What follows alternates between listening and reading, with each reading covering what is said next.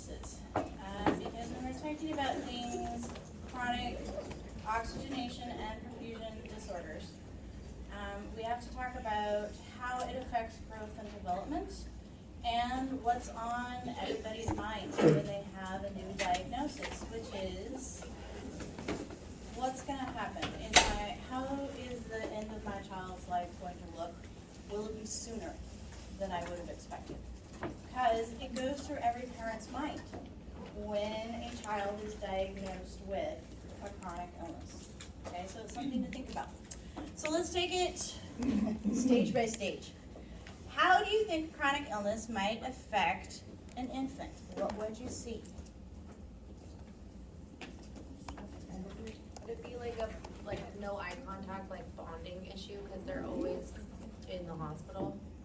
Or so the concern is definitely bonding issues, not necessarily eye contact, but bonding issues. So we want to make sure that we're promoting that, right? Because it's about trust. That's what the stage is.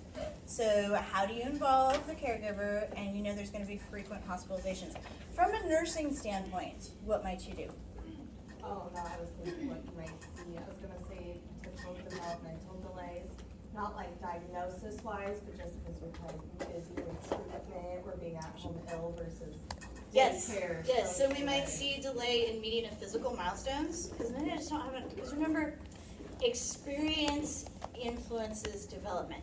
So if I don't have time to practice rolling or being on my tummy, it's going to impact me meeting those stages. So yeah, you can definitely see some physical delays as well as language delays because of frequent hospitalizations. You're just not seeing that consistency that you would get at home. But if it comes to consistency, what might you be able to impact in a hospital setting? By just making sure that the parents are involved with the patient care. Okay, so that's going to be one of the primary things. What else? Just as a nurse, like keep your commitments, or so if you say you're going to be back soon, come back soon. Make sure that they feel like they can trust you too. That's a great point, and I think actually goes across any stage and age of care. We want to build rapport and have our families trust us, which does mean keeping our commitments or making realistic expectations for our patients. Okay. Another thing that we often use in hospital settings is something called primary care. So we try to give the same nurse back to the same patients consistently.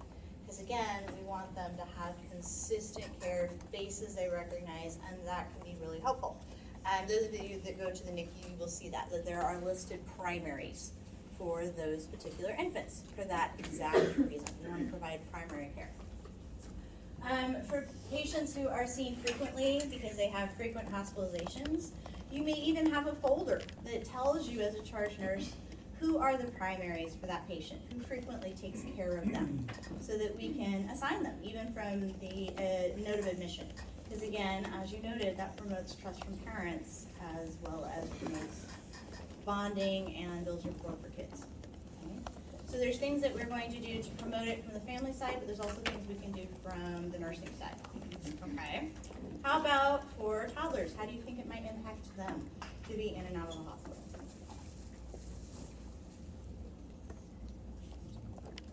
Just not being in their own familiar environment might cause some problems.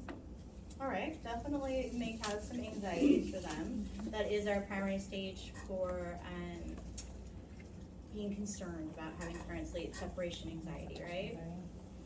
Yeah. Especially if they have siblings at home or people that they left at home, they vocalize missing them. Okay. So there may be a lot more tears, anxiety as far as that goes, emotional distress. Depending on their age, you might think they're defective, or they might go to mental places that think they're That's going to be more preschool. Okay. So that guilt and magical thinking is more that preschool age group. They don't have like a lot of control or ability to be independent when they're constantly. Which is what we're trying to accomplish in the developmental stage, right? Autonomy. So that's something that if I'm not in a home environment and I can't start to develop practice and competence with small tasks, that impacts my development, right? Okay. So then what could you do? as a nurse to try to support the stage. We give them choices maybe over things that they can, over procedures or different aspects of it that they can make decisions on. Okay, so reasonable choices. Can I have them help me do some small tasks? Push a button, choose a side, put the cup on, that kind of stuff? Yeah. Right? So think about how do I support the stage with chronic illness, because it is going to have an impact. So you got us really started for preschoolers, guilt, right? What have I done differently than my siblings that I have to be hospitalized all the time, right? And they don't. What else do we expect from the stage that may be missing if I have frequent hospitalizations? You guys talked about this earlier too. Social interaction. Great, I'm not getting that opportunity to explore and socialize if I'm always here, right? How do you think you might be able to mitigate that as a nurse? Sometimes hospitals have socialization options for children. They do. Sometimes there's music therapy, pet therapy. We should get them involved in all of that, right? What else?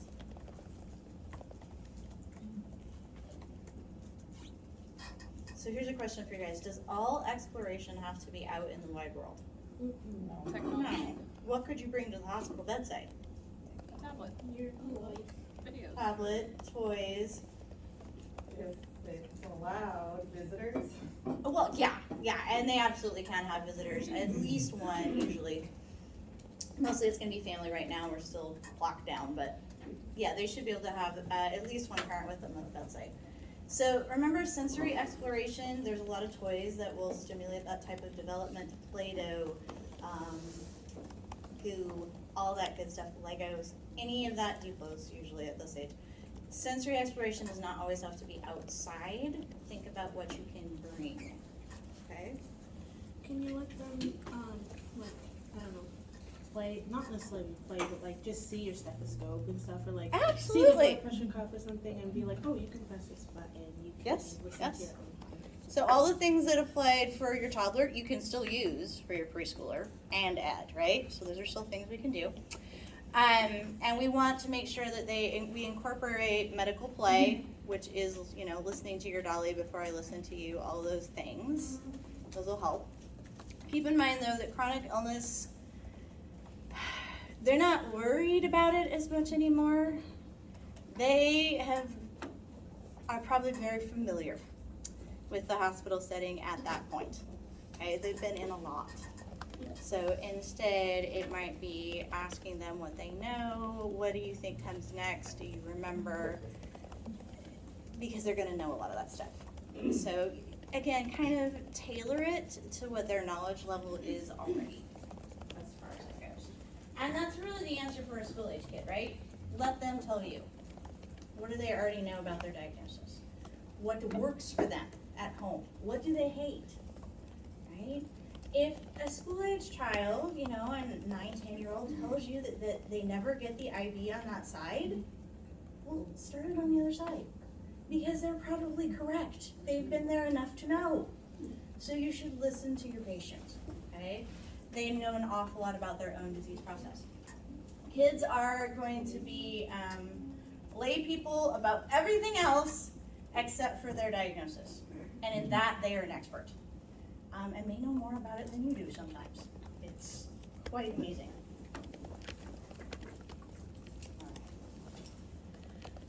Chronic illness has a large effect on families. Sibling jealousy is a big one because attention is attention, even if it's negative attention.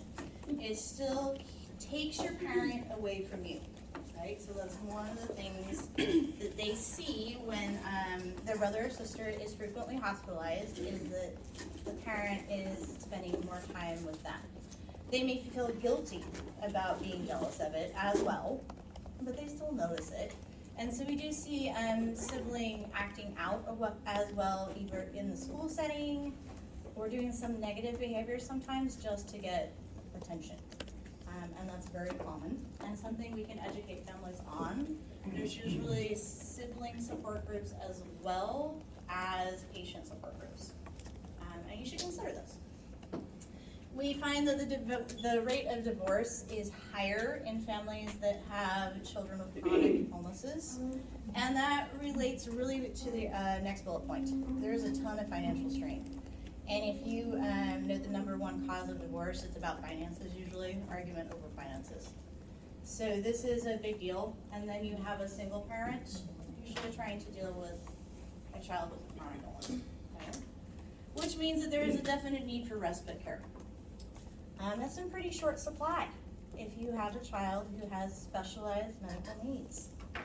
You can train your grandma or another family member to help you out, but there's probably not a lot of home care nursing support for you unless your insurance, wow, you have really great insurance. And even then, it's probably only going to be for usually 8 to 12 hours at a time. Okay?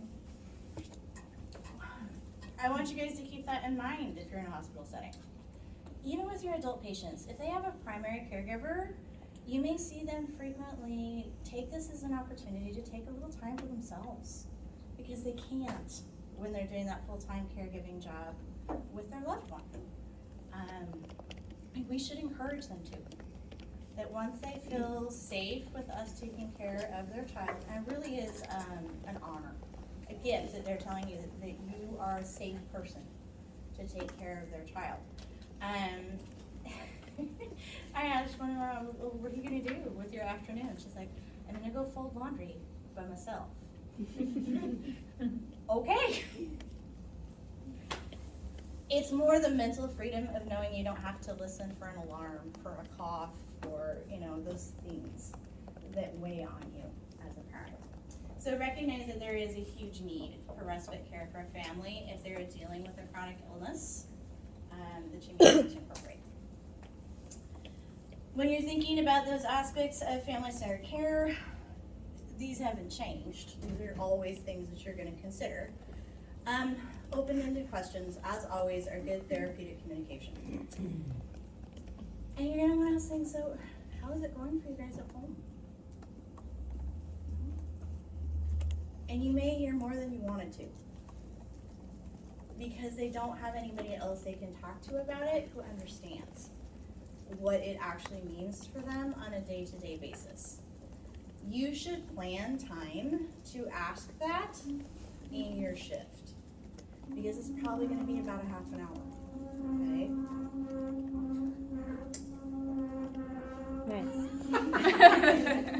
Maybe just go Someone's moving some stuff upstairs. Yeah, apparently one person with some dragging, that's what I'm guessing. Even if you can't do it, delegate, okay? So there's been times I've had nurses tell me as a charge nurse, I have a new admission, I know that they really need some time to talk, but I haven't had a chance. Do you have a few minutes you could go in and talk with the family? And I will, I'll drop by on charge nurse rounds and we'll just talk, like, hey, how are you guys doing? How is this hospitalization going for you? Right? And we'll just sit down and talk about that, because they need that opportunity. It's really therapeutic for them, okay? So that's part of your family-centered care. Plan it in to spend the time, because you're gonna have to spend the time, okay? You should start assessing financial need, babysitting needs, transportation needs, needs for resources for discharge on the day of admission as you're admitting the patient. Because to line those things up usually takes more than one day. You do not discharge patients with chronic conditions who have home care needs on Fridays, because their home care company won't deliver on a Saturday, they don't have supplies, it doesn't work, right? So again, think about that as a nurse.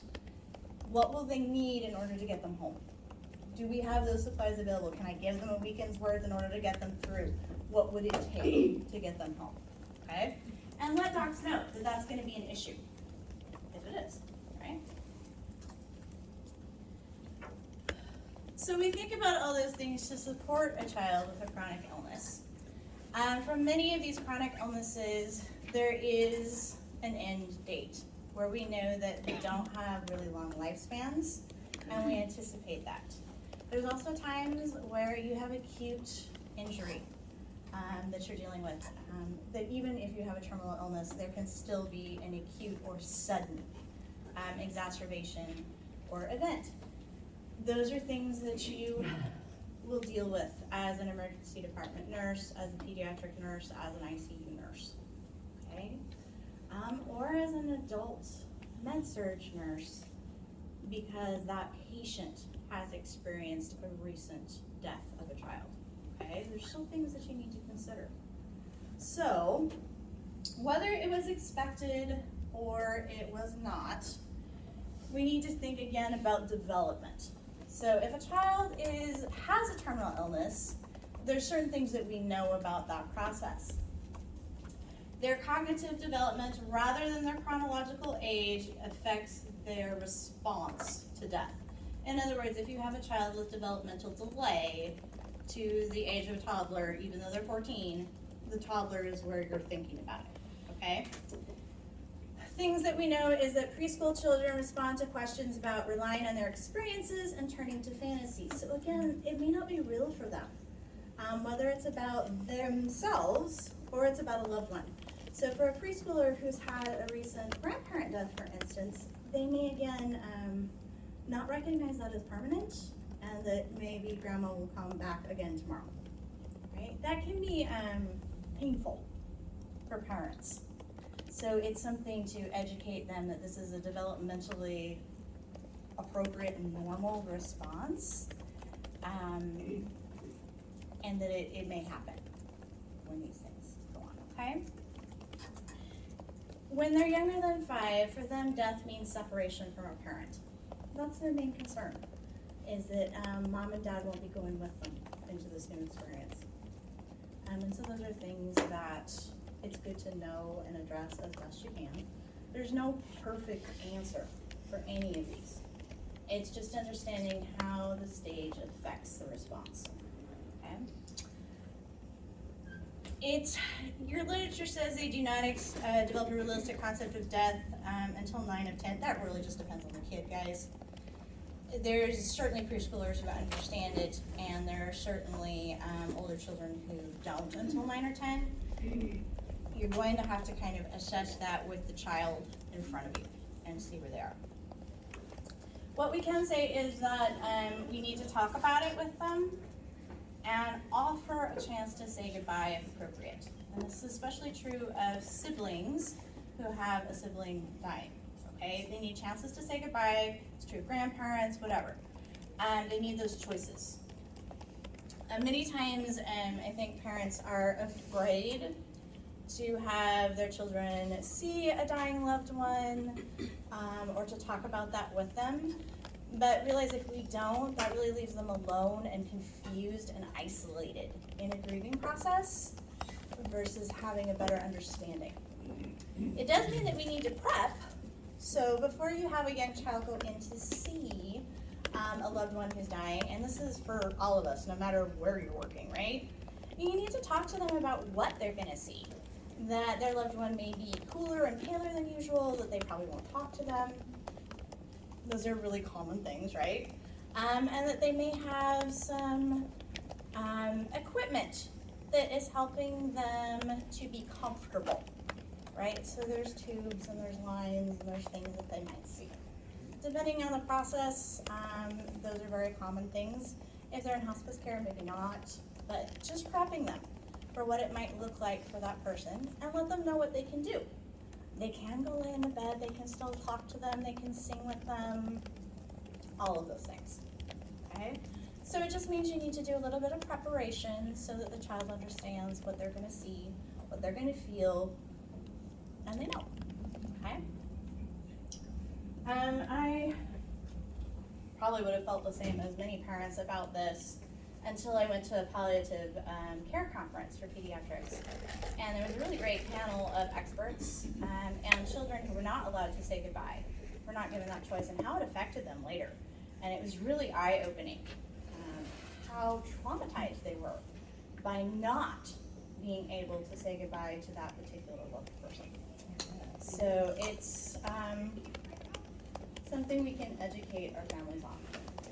So I took that back, and when my grandmother was actually had an acute stroke and was expected to have a very short period of time in which we could say goodbye, I offered and asked my then 4-year-old if she wanted to drive down to Portland and say goodbye with me, and she did. it was much harder on me than it was on her. She crawled right up into bed with her grandmother, talked to her, hugged her, patted her, sang to her, and it was actually quite beautiful for those of us who were grieving to see it. So I just encourage you to talk to your families about them and make sure that they know it can be very beneficial for all parties, as long as it's prepped appropriately.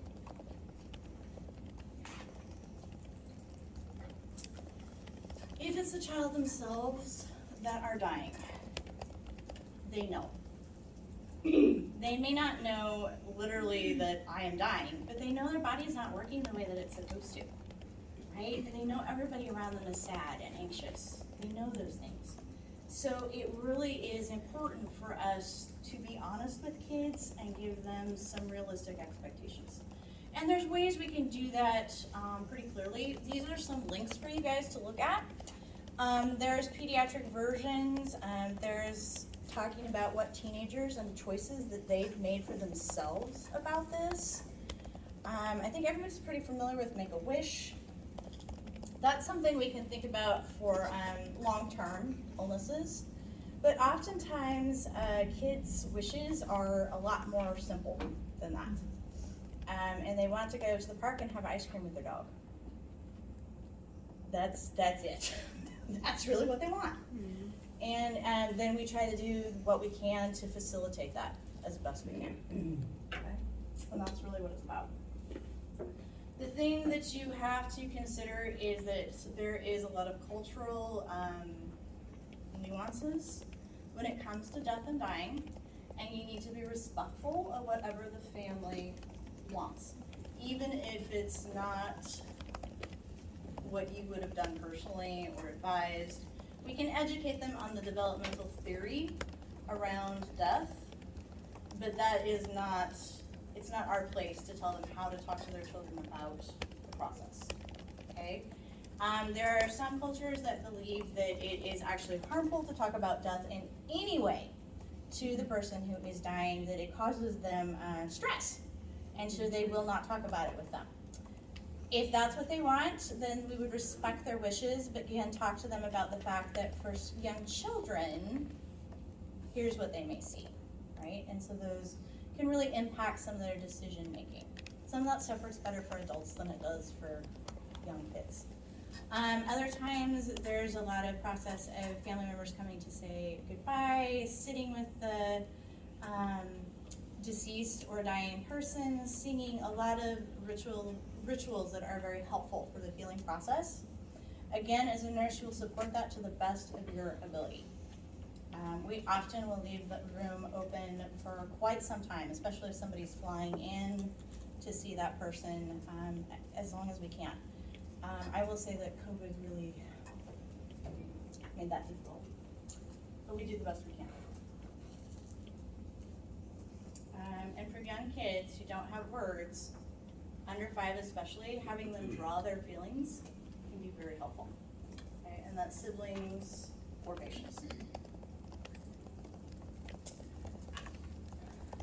We also know from our research, evidence-based practice, that having parents present during resuscitation attempts is helpful. Not maybe for us, but for them. They need to see that everything was done for their loved one possible. And this is kids and adults, guys. They need to see that. You are going to have times where you have different roles in resuscitation events. One of the most important roles you may have as a primary nurse after hitting the code button and starting CPR is what I kind of call the translator role. It's basically the support person. And what you're going to need to do is talk the family through what's happening. You need to be able to translate the medical procedures that are going on. Okay? You are all capable of that right now today, because it's not about complicated stuff. They need to know why we're pushing on the chest. Why are we pushing on the chest? Circulation. Circulation, right? That's really what it is. We are manually pushing the blood around. That's really what we're doing, right?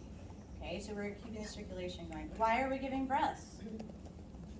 To provide oxygen and the perfusion, right? These are the things that they need to know. Because I have to tell you, resuscitation is violent. It looks terrible. So people are gonna need to know that it's being done for a reason. Why did you give him the epi? Stimulate. Exactly. To stimulate things, to pump, and to help with circulation. That's all they need to know. It doesn't have to be complex explanations. They're not gonna absorb complex explanations. And you're probably gonna have to say even what you did more than once. Because it's an acute emergency and people don't absorb information during those periods of time, okay? And that is really a very common role for a primary nurse after that initial start. It can also be the role of a charge nurse or spiritual care, but a lot of times, who does the family have rapport with? You, as the primary nurse, right? So it may be you. It was me, when as a student nurse, one of my patients unexpectedly went into arrest. Did they give me a patient they thought was gonna arrest? Of course they didn't, but it happened anyway. And that was my role, to just take the family and talk them through it as we started. And he had a great response and came back to us and it was fine. But that can be your role at any point in your nursing role. This is another great article I encourage you guys to look at. It talks to you about what not to say, which I think is important. Okay? Are you gonna say the wrong thing sometimes? Absolutely. Yeah, you are. All right, especially at 11 hours into your 12-hour shift, that is prime foot and mouth disease, prime. So just give yourselves some grace too, okay? And if you said the wrong thing, say, that really came out wrong. Here's what I meant, all right? Just back it up, try again. Saying something is better than saying nothing. Truth. Alright? It's okay to say, I don't know what to say to you right now. That's something. Okay? And it's honest. And that's what somebody's going to respond to. I honestly don't know what to say to you right now. I can't imagine how you're feeling and hurting. But I'm here for you as long as you need me to be. That's fine. That's all you need to say. As far as resuscitation, to recognize people go in and out. So they may be able to watch for a little while, then they can't handle it anymore, and they need to go out. You can help them call other family members, talk to spiritual care, and then at some point they may want to go back in. Resuscitation attempts are not always quick either. Okay, we often will work, especially for kids, we tend to work longer to try. So you can expect that usually half an hour-ish, you might be in doing CPR, giving drugs, trying, okay, before you're done. So you may go back and forth a little bit. Okay. I like this analogy of grief better than the old one, which somehow seems to suppose that time is the great healer, and that, you know, after you've reached 2 years or so, you're good, you're done, no more grieving. And I think we all know at this point in our lives that's not true. There's going to be definitely times where a scent, especially scent, is very evocative, and it brings you back to a place and a time, and you miss that person all over again. I think this is a better analogy, that over time the ball of grief shrinks, but every once in a while it still bounces and hits those walls of your consciousness, and you feel it, and it hurts. And I think people also need to know that's normal, and that coping is a day-to-day thing.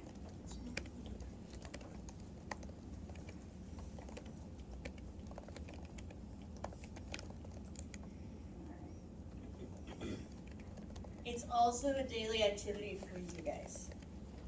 So you need to be reflective as a nurse.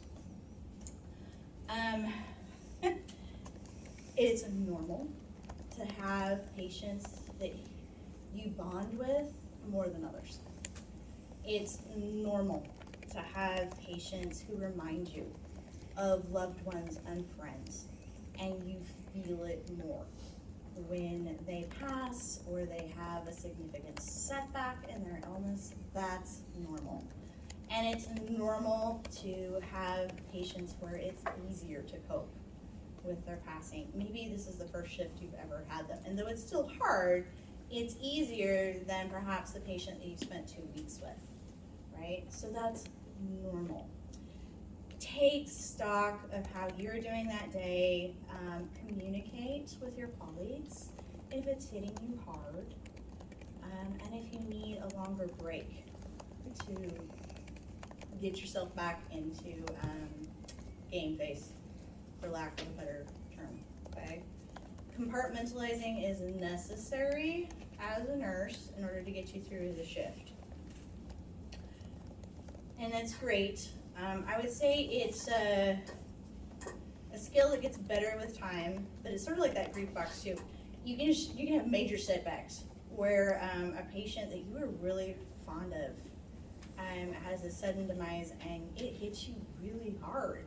And you thought you were coping all pretty well, and then all of a sudden you're just not, right? That's normal. Talk to your charge nurse, see what they can do to help you ease your patient assignment until you got it under control. Switch patient assignments with somebody if you need to. The point is communicate. You have to do that as a professional, okay? Because our patients all deserve our best care, and if you can't provide that at that period in time, you need to find some alternatives, right? So just consider that. Think about how you coped with grief in the past, how you might utilize that as a nurse. What are your support systems that you can call quickly, if you need them? Maybe you just need to do a quick phone call on break with a friend so that you can get it all out. And then usually you can come back and function again, right? That's what you're looking for. Please take advantage of debriefing sessions, counseling. I think the most unfortunate thing is when hospitals offer PTSD services, grief counseling, you should have a code debriefing after every code you're involved in. We don't do it. We say we're too busy, we're too tired, we don't go. And it's really helpful for your mental health. Because if you don't process it, it just builds. And then eventually you're not gonna be functional, no matter what you do. Because you don't know why it hit you so hard, right? It's because you haven't processed it. So please take advantage of those things when they're offered to you. You'll find it helpful, okay? And then recognize that your coping and compartmentalizing will improve. It's still gonna hurt every time. We don't like, especially in Western culture, you guys, we're terrible with death, terrible at it. Because we kind of see it as a failure. We've been trained that dying is a failure. It's not. It's a part of the life cycle. But because that's kind of been conditioned into us, we're not as good at it as some other cultures. So just consider that. This is nothing that you did to fail. It's just part of life. But it still hurts every time, and that's okay. All right, now that we had to do all that heavy stuff, why don't you take 15, and I'll see you back at 10 till. Yes. Okay. Let me rephrase that. How many of you guys take cardiac screening in postpartum for the infant? Okay. You may, right? So this is something that we would do in the postpartum area prior to discharge. So then let's talk about it. What things would tell you that this would need to be done? What might you assess that says, hey, we need to do some screening? I have a question actually. Is that not just standard? I thought they do it for everybody. Okay. Not this. This is not talking about like just an auscultation. This is gonna be more than that, okay? Well, let's back it up then.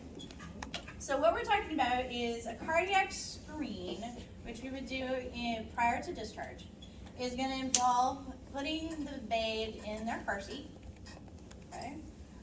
Usually it's a double the amount of time it's gonna take the parent to drive home. So if you tell me that it's gonna take you half an hour to drive home, we're gonna put the babe in the car seat for an hour, okay? And then we're going to car seat test is part of it too, right? That would be a car seat test. And then if you're gonna add cardiac screening, we're gonna put an oxygen sat probe on a finger for a little while, and then we're gonna measure it on a toe for a little while. And we're gonna look for differences between, okay? Because I should be standing the same on my toe as I am on my finger, right? And you'll have parameters for when you are concerned about this, okay? So that's the kind of screening. Usually though, we won't do that unless we have to. So what would tell us that we might need to do some additional screening?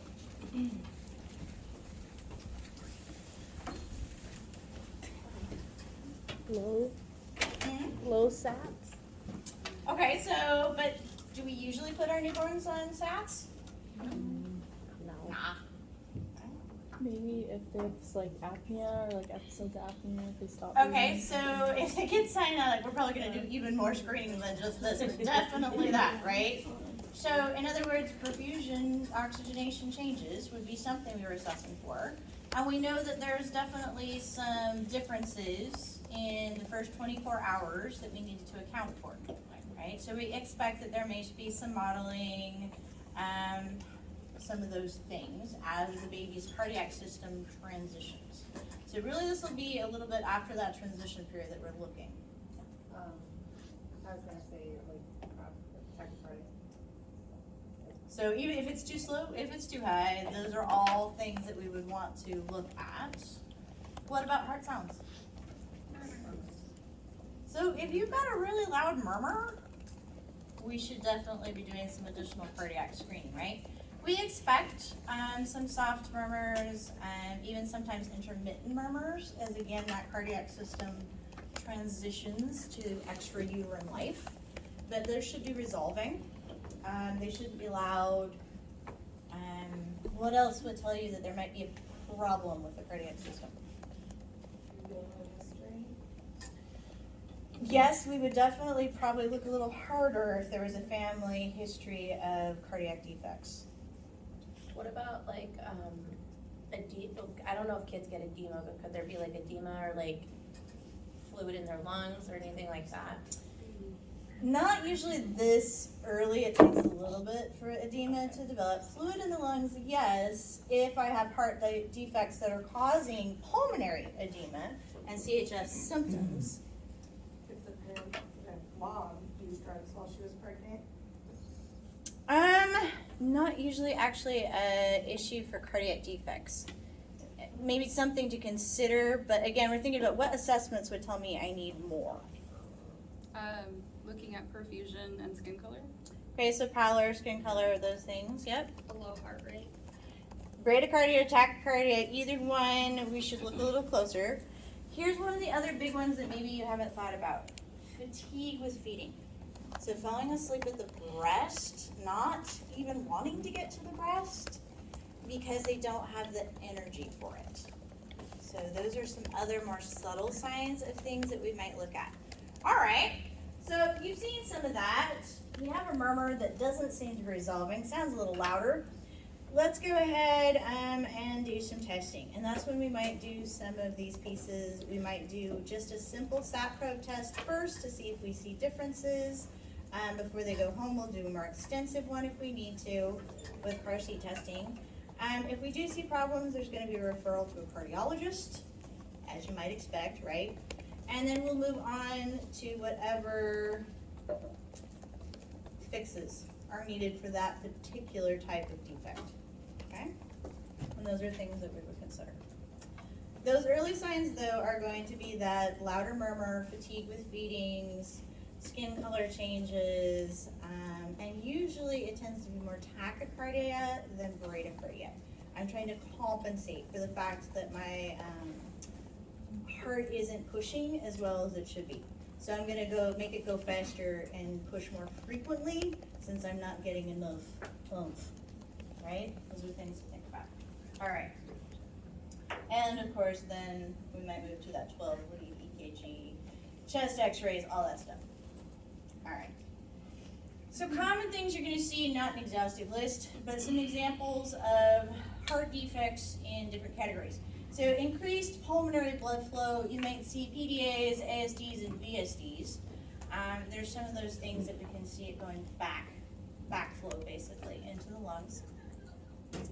And then we've got our restricted blood flow. So I'm not getting enough out, coarctation of the aorta, and a hypoplastic left heart are two examples of that. Basically, you don't need to know exhaustive things for any of these defects. You just need to know, is it restrictive or is it about increased pulmonary flow? Because the signs and symptoms are exactly the same, right? So it's not really about the defect itself, it's about how is it affecting the circulation. And that's why you guys, when we looked at our, hold on, I have to go find it now because I didn't click into it. Our module and we did our perfusion, we categorized them into some big categories because there are a lot of similarities.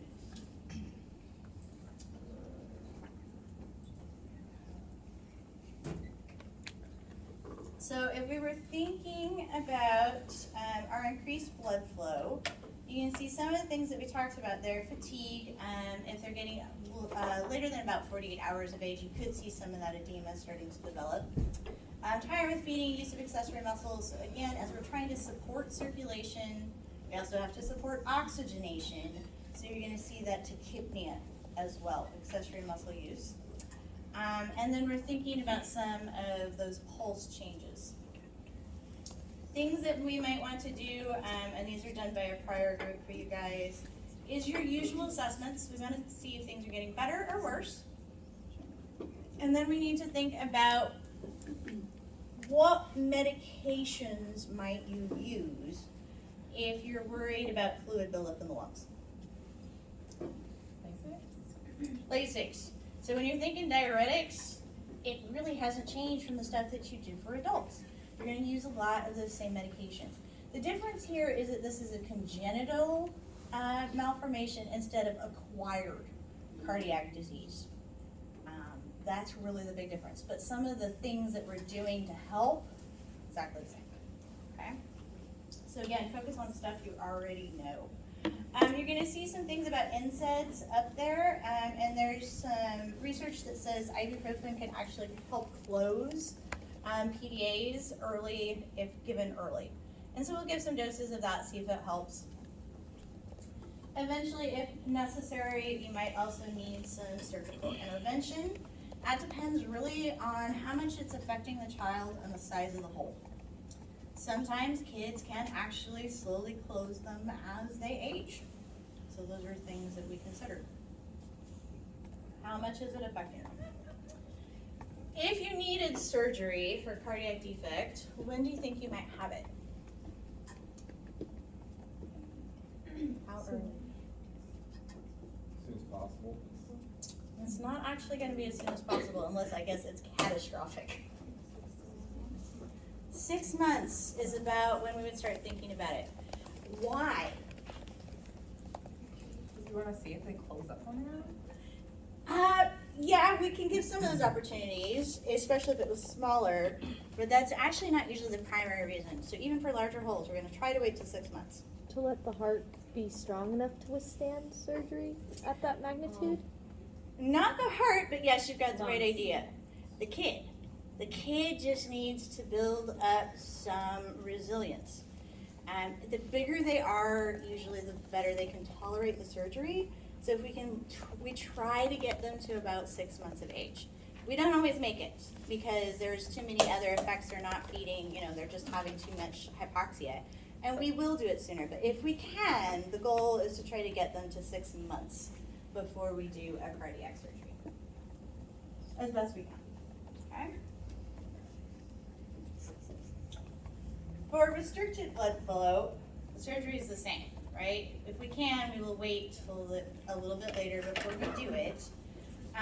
Stenting is helpful, cardiac catheterizations, those are all things that you might do for adult patients too.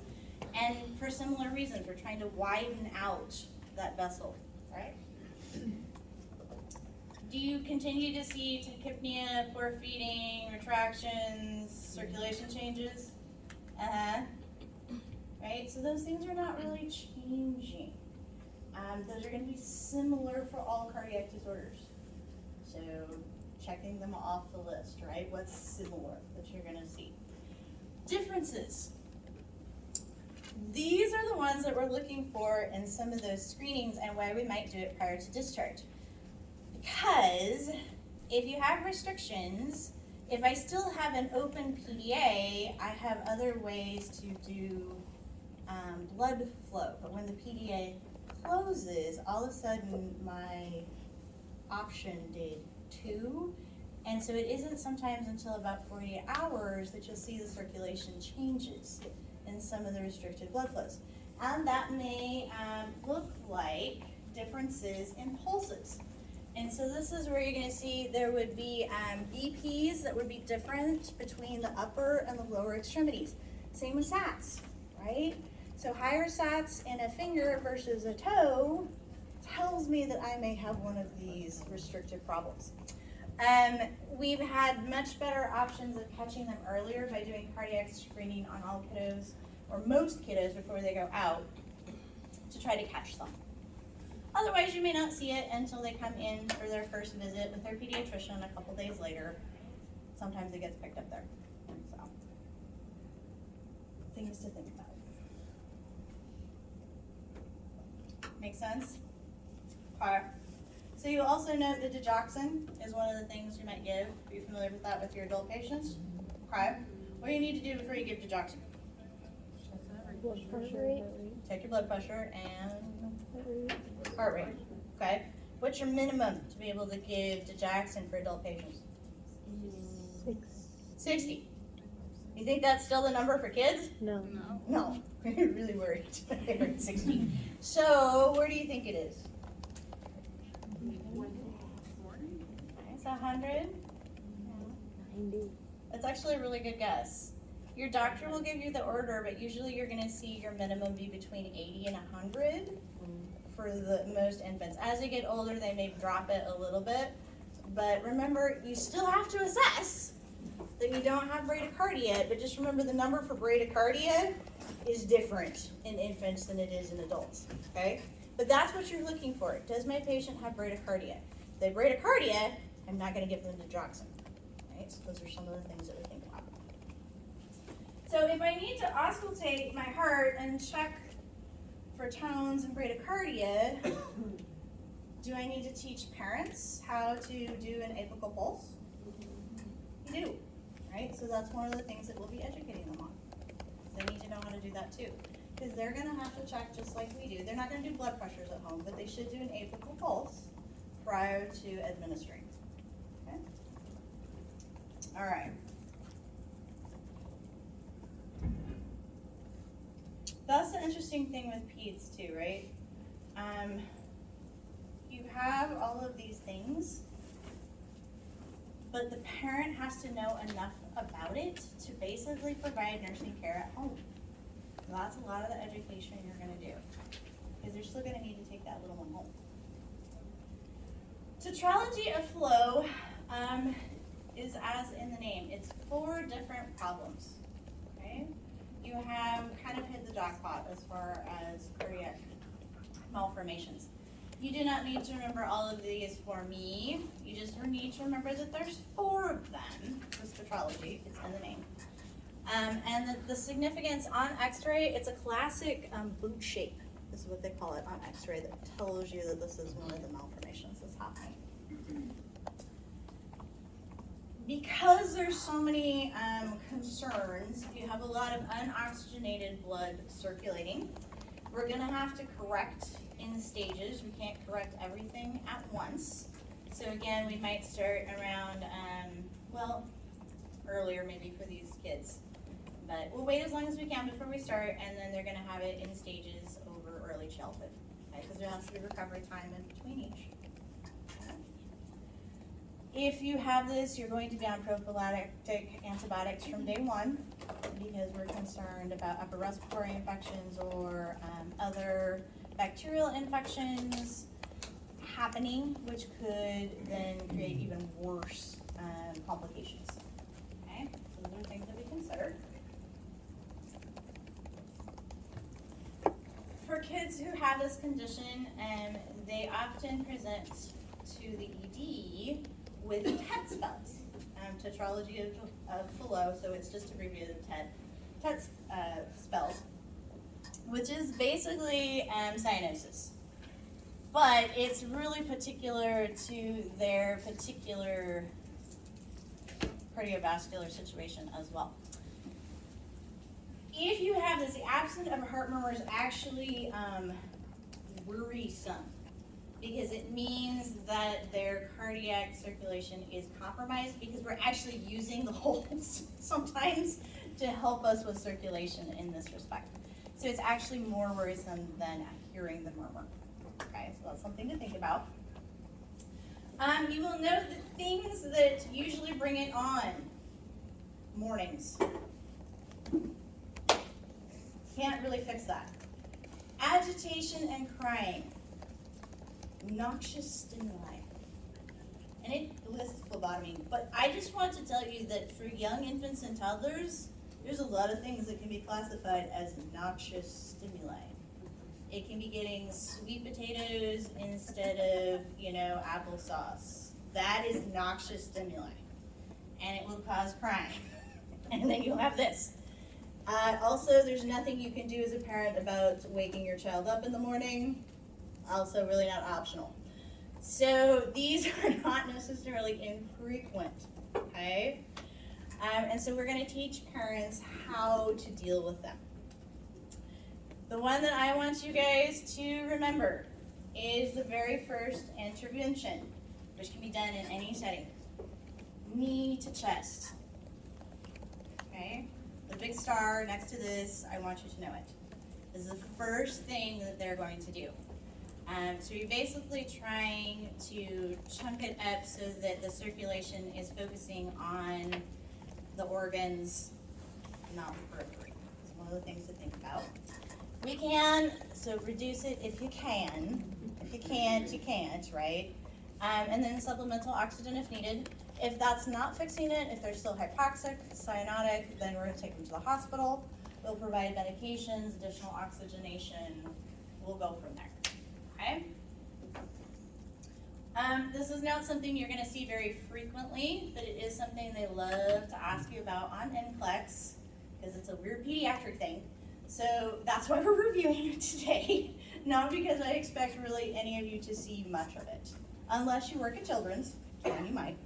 But, so just know the first thing to do for it, knee to chest, okay? And position is on supine or sitting? No, in arms, knee to chest, yeah. So you're scrunching them up and holding them upright as best you can. If it's a older child, you would have them squat, and that's how you would provide it, okay? And sometimes they will do it themselves, because they know what helps you breathe, right? So they will know that that's helpful to them. Okay. So to wrap that up as far as congenital cardiac defects, we're looking for color changes and perfusion issues, right? Tachypnea, shortness of breath.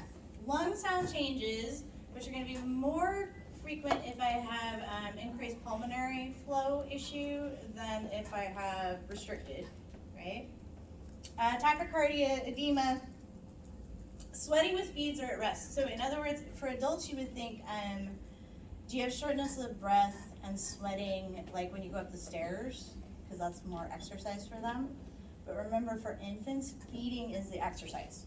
So just thinking about that, if they have sweating with feeds, because that's their activity, it's worse if it's at rest, right?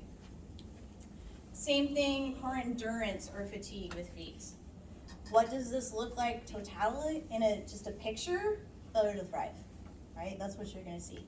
Not gonna grow as well, not gonna gain weight as well. Pretty typical. So again, one of the things you can take away from chronic illnesses is concepts of failure to thrive. Right? And these are all those physiological reasons. Things to do about it. Supplement. Let's provide some oxygen. We do usually get baseline x-rays, and then we want to look for changes. So we may have kids coming in and out. We'll pull out that old x-ray, see what's been different since the last time we took one. I'm definitely going to look at arterial blood gases. We want to know about how things are, going inside. We do have Lasix, digoxin, the typical things you'd see for adults. Consider same as you would for adults, right? We're looking for that increase in weight because they're not getting rid of that extra fluid. And you're gonna see it in the diapers mostly. They have all these scant diapers. You give the Lasix and then all of a sudden, whew, right? It's just like with your adults. So you're gonna see that big urine output. Frequently, you may see nasogastric tubes or G-tubes. For tetralogy of Fallot, maybe more G-tubes if they're going to need long-term management. Specialty nipples, like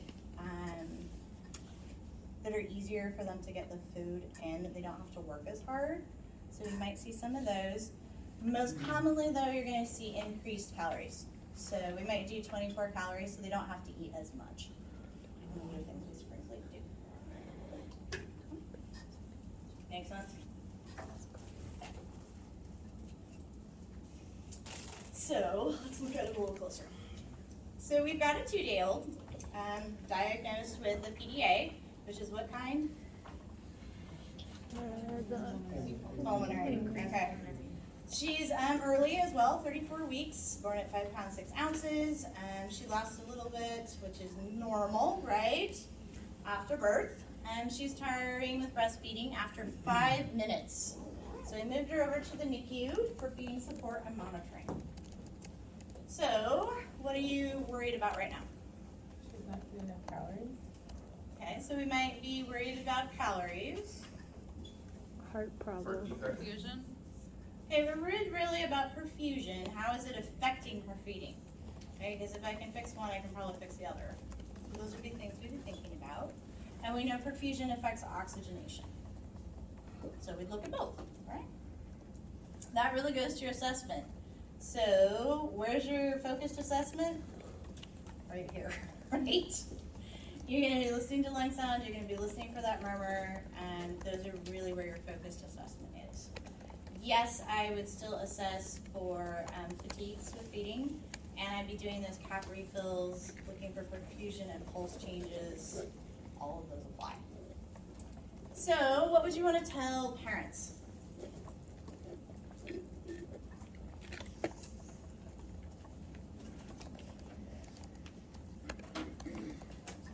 What do you think they're worried about?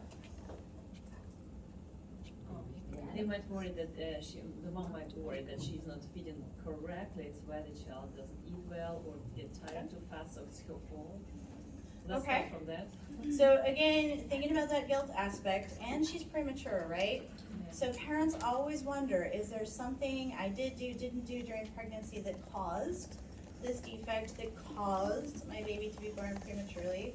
And most of the time the answer is no, you didn't. But they're gonna need those reassurances. And also that, yeah, it's not them, that the breastfeeding is going poorly because we're getting tired, right? And why? Okay, so those are all education pieces you need to provide. I just got moved to the NICU. What else do you think parents are worried about? Getting worse. The child's Getting worse. That's my baby in the bag. It's there at the back, right? So where would your education go? What we're doing to help your baby right now. Yes. And what the expected course is. And we have several different interventions that we're going to provide. And most of the time the outcomes for this type of defect are fine. They're great. We can fix it. Right? So those are important things for parents to know. It's just, here's what the course of care would look like. This is what we're going to try first. We're going to focus on making feeding a little easier, all that kind of stuff, then we'll go here, then we'll go here. Alright? Question, so is this really so, just only the thing we are looking at, to become tired after 5 minutes? So what if child is just 2 days old, even the healthy child can get tired in 5 minutes? Rest a little bit and continue. So if the child rests, say, a few minutes and then continues eating. That's do not we count fatiguing it? after 5 feet, no. It's not fatigue. So how This do is we, falling asleep at the breast and not waking up again to feed. so this is fatigue. Okay. So that's what you're looking at. Yeah, babes can, need a little stimulation sometimes and then go back to Yeah, breastfeeding. That's not this. Okay. And she might have gotten sent to NICU anyway, just as early as she is. So there's some things, there's a couple things, right? All right. So we'd probably be 4 days old now since we're on our second day of admission. And we received the following report. She's got a fever, her heart rate's 160, respiratory rate is 64, lung sounds are wet with crackles. She's pale, she's mottled, she's having apnea and bradycardia events with feedings. Okay. What do you think is happening? What are your primary concerns? Okay, it could be infection. What else could it be? Poor perfusion. Heart failure. Yeah, so we could be moving towards heart failure, CHF, right? That's really what you're thinking about. Both could present with wet lung sounds, both infection and CHF. Could I have both of those things? I absolutely could. I could have pneumonia and CHF. I could have CHF as a result of having pneumonia and a PDA. Okay, so those, it doesn't have to be one or the other, unfortunately. It can be both. And those are things we think about. Could it just be CHF and I still have a fever? Yes. Yeah, this is the question. So Mhm. fever is. Yeah, you can, with both of them. So what would you do? What would be your initial interventions? Don't have an order for that yet. Suction. Don't necessarily have secretions. What do you do, like a second? Definitely though we can have some oxygen, right? So let's support. What else? Positioning. Positioning, head of the bed up, right? So those oxygenation things still apply. Let's support and let, gravity help us. Those are all good things. Okay. Stimulator during the apnea and bradycardia thing. If she is, we definitely want to stimulate. So think, hey baby, right? Let's wake you up a little bit. All right. So initially, those are going to be your things because that's what you have orders for or you don't need orders for.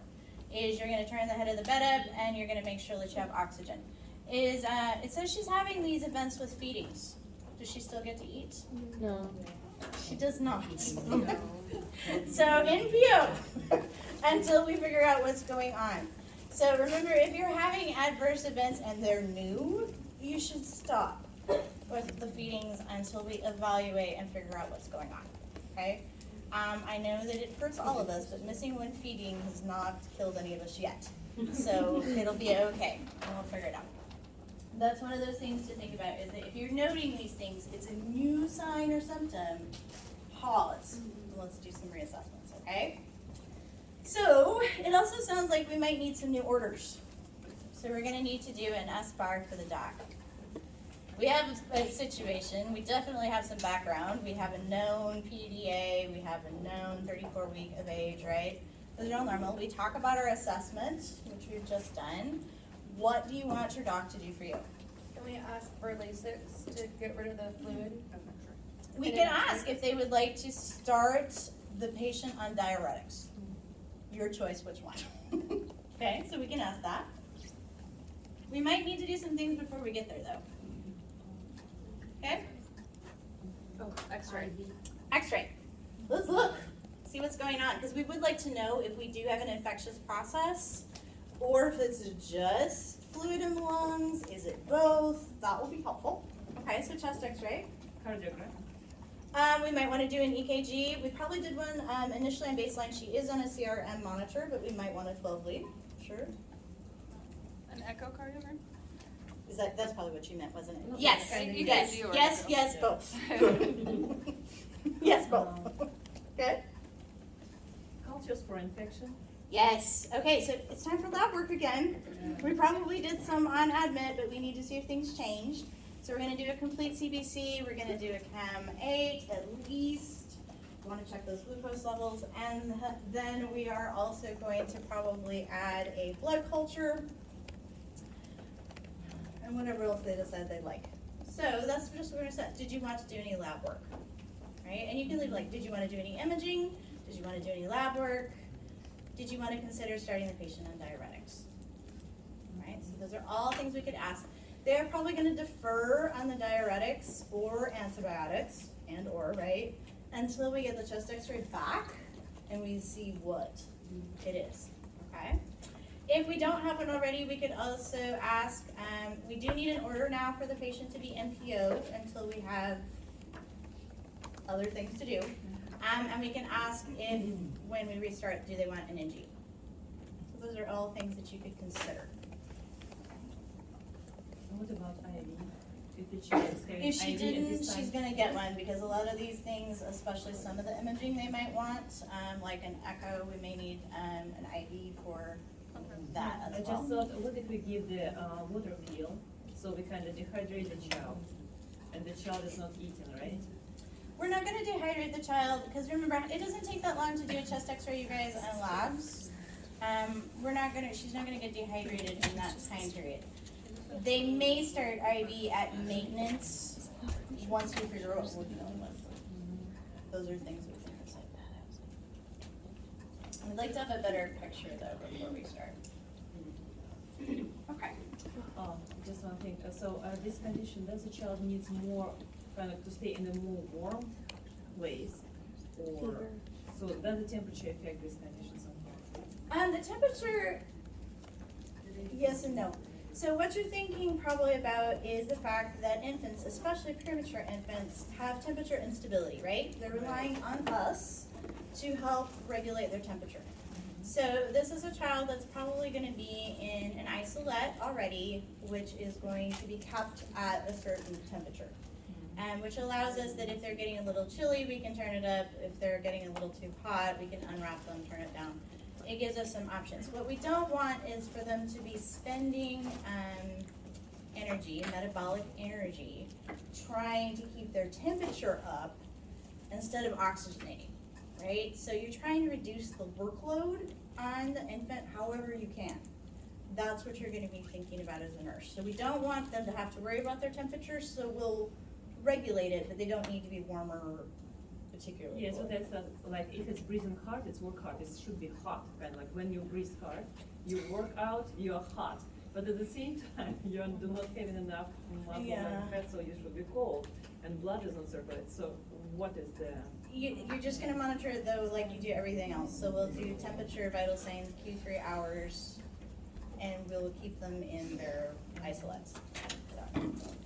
So then the babies who end up having to be NPO for whatever reason, cardiac anomaly, otherwise, are they the type of babies who then later on end up not being able to breastfeed, or remember how they said like, they see this week? Not for a 4-hour NPO period. No. Okay, so it usually is resolved pretty quickly. We just need to keep them NPO until we figure out what's going on. Okay. And then at a minimum after that, either we're going to be supplementing with total parenteral nutrition, because we're gonna do that through the IV, or we'll just do NG feedings, right? And that won't like make a difference if then they wanna breastfeed later? Nope, because they can Okay. still breastfeed. Okay. It just means that we know they're not gonna get enough calories in doing it. Got it. Okay. So, if all I can do is 5 minutes at the breast, that's fine. I can do my 5 minutes. And then as a nurse, while I'm doing that 5 minutes, I will also gavage your recommended feeding amount. So Okay. you get both. So anything you got at the breast is bonus. 3D step.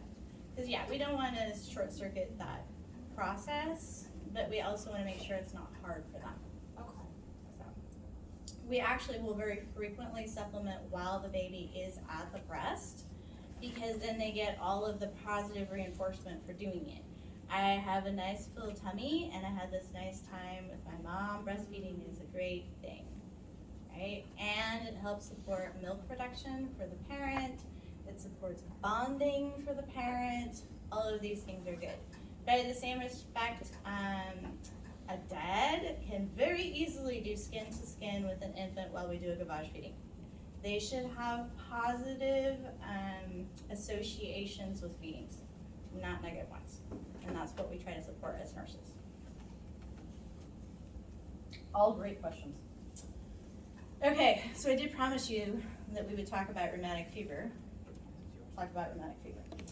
So this is a systemic disease.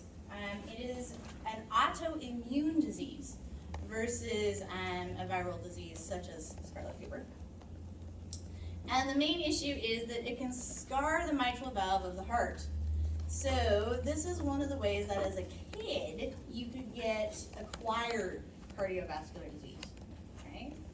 Most of the time if you have a cardiovascular problem as a kid, it's because you were born with it.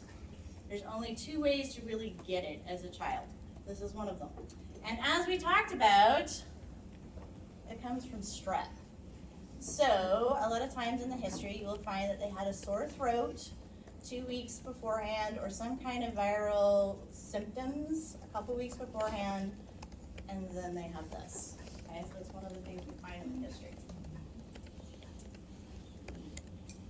So you guys went ahead and looked at this as part of your groups. What are some of the things that you would see if there was a child with this?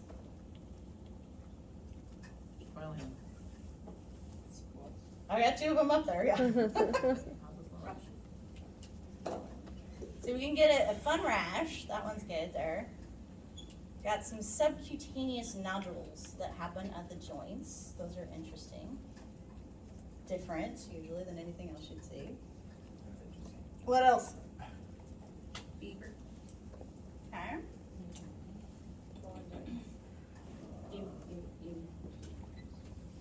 So let's go look and see what you guys said. A fever.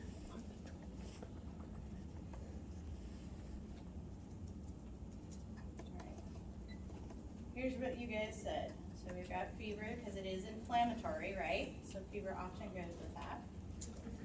Painful joints, hot swollen joints, heart murmur, right? A new one, something that's different. And then symptoms possibly of CHF with that. So those are some of the things that we think about because of the scarring that's happening on the mitral valve. I can't pronounce this ever, but Sydenham-Chorea. So if you're thinking about that, it's just jerky. It looks like myoclonic seizures. It's just jerky movements, okay? That's what you're thinking about. And rashes. So if you're thinking about those things, this is actually the Jones criteria is the mnemonic for it. J is for joints. So you're thinking about swollen, tender joints. The O is actually the heart. So you're thinking about that heart murmur and cardiac changes. N is for the nodules. E is for the erythemus rash. S is for that thing that I can't pronounce. Think of it this way, because this is how I think of it. Shaken. S is for shaking, because it's about those jerky movements, okay? That is your mnemonic for remembering it. To be diagnosed with this, you have to have 2 of the criteria. So 1 major and 2 minor, plus a history of a sore throat or unknown strep infection. Is this only for kids or can adults get it too? I don't think I've ever heard of an adult getting this. Okay. It's much more common in kids. Okay. However, the cardiac scarring can last into adulthood. Oh. Okay. So the damage can go. Can you go through the criteria again? Strep. The E? Oh, the E is for the erythemus rash.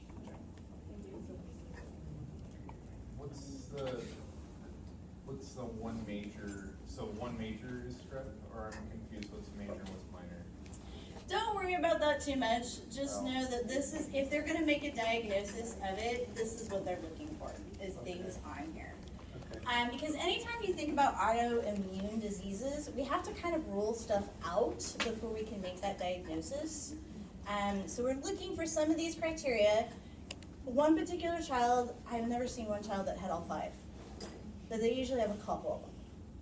And usually about 2. So usually I don't think I've ever seen one with nodules. I've missed that in my career. But I've seen a lot of rash, the heart murmur, and tender joints.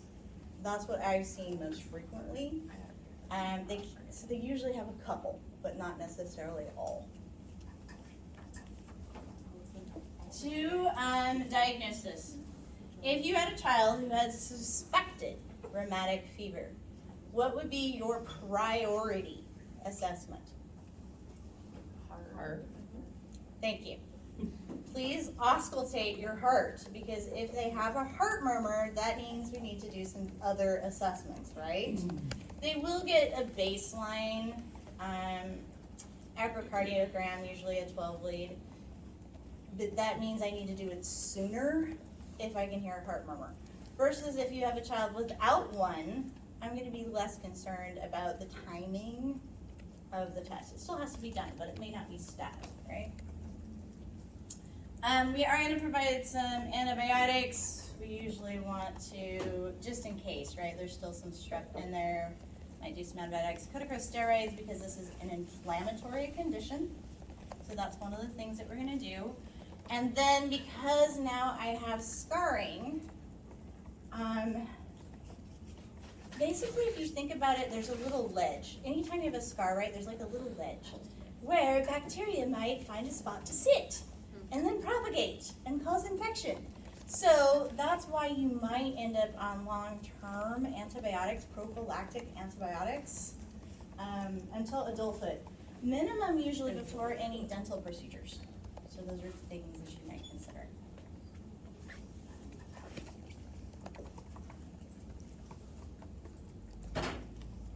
Kawasaki's disease is similar, but this one is actually more common and is the leading cause of acquired cardiovascular disease in the U.S. Usually kids younger than 5. And again, you're going to see a history usually of a previous infection, something within the past 2 weeks. And then our bodies had an overreaction to the toxins that are basically after the wet cells, like eat it, then they release some things. It's a reaction to that.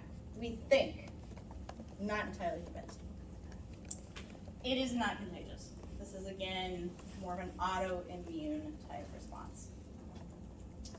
So, just think everything is irritated. Everything. Your eyes are red. Your mucous membranes are inflamed and peeling. And this one is really characterized, if it's bad enough, by what they call strawberry tongue. And the tongue is so swollen that the taste buds are also inflamed, and it looks like a strawberry in their tongue. You can imagine if your lips are that swollen and cracked and your mouth is as well, are you really doing a great job with eating and drinking? Of course not. So oftentimes that's one of the reasons they end up with us in the hospital is because of the dehydration factor. Again, this is going to be one that we need to rule out some other things before we get to this diagnosis. These are, again, a broad range of things you might see. They don't always have everything. Sometimes they have 1 or 2 of these. And then we suspect that they have Kawasaki's disease because they're not improving on other interventions. Okay?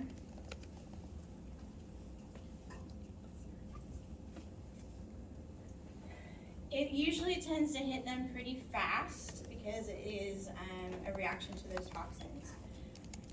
I think I've rarely seen children so irritable than when they have Kawasaki's. They are just so uncomfortable.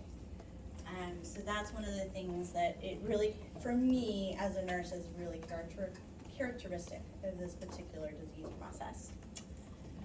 Because it is inflammatory, the heart also can become inflamed and end up with scarring and that from this one as well. So again, cardiac assessment is gonna be one of your keys, and a short one after that, because you're thinking about perfusion as well, dehydration. So these guys are very frequently gonna have IVs to help them with some of that issue.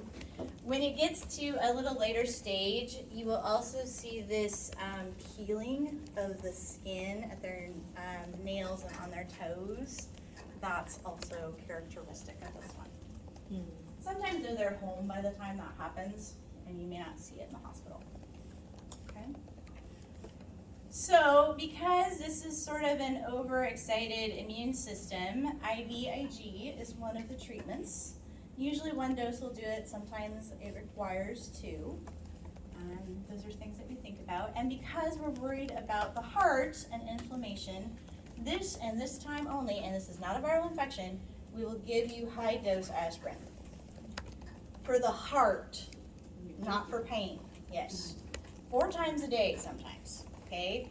And that's for the heart. It's for the anticoagulation effect, not for any pain. For the pain, you're gonna get your usual NSAIDs, okay? Okay. So you guys want another quick break before we talk about more stuff? So Alright.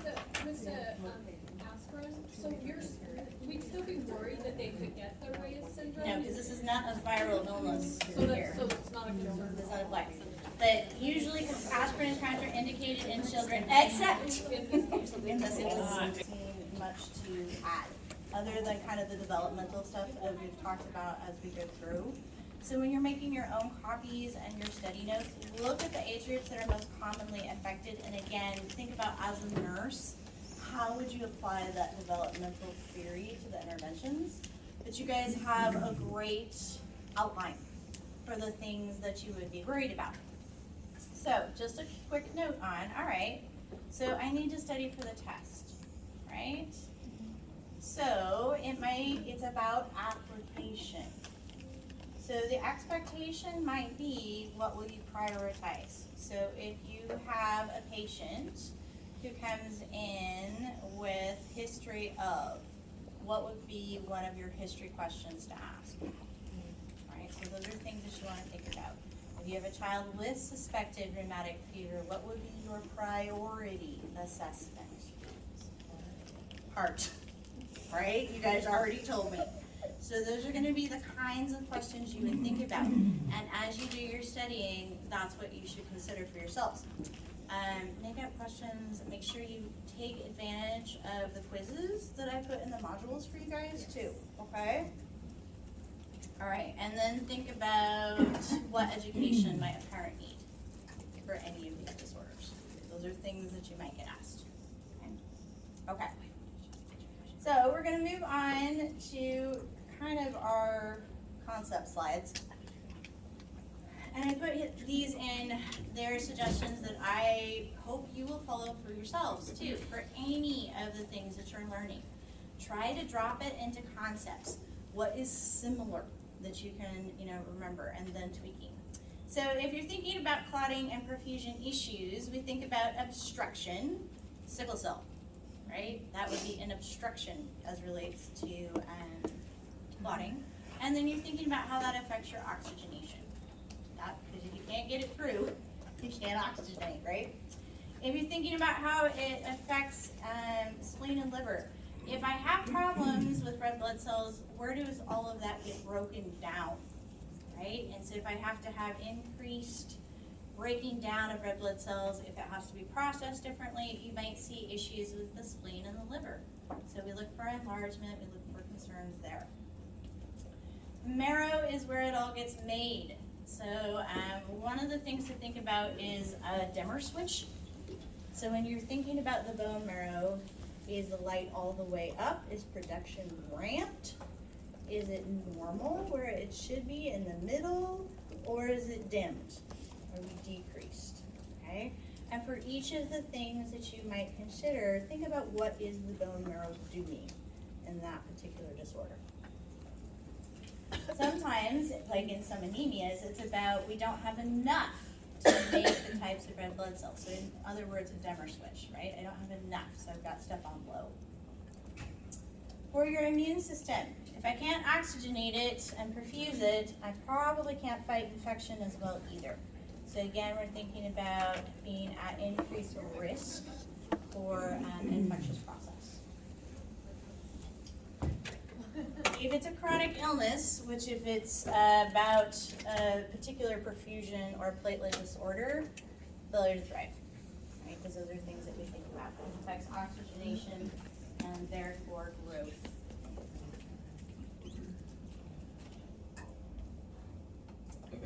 So anemias are fairly common. I would say that on probably 1 in 3 of us is anemic today, standing here. It's fine. We usually cope with it, right? So it takes a little bit for it to be significant enough for us to treat it. For most of us, it tends to be fixed with dietary supplementation. How well we adhere to that could be part of the problem, right? So if you're thinking about this and anemias, we can kind of take it by age groups.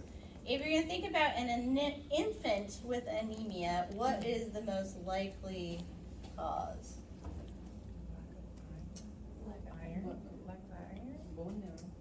Not enough iron. And because where do I get my iron? Formula.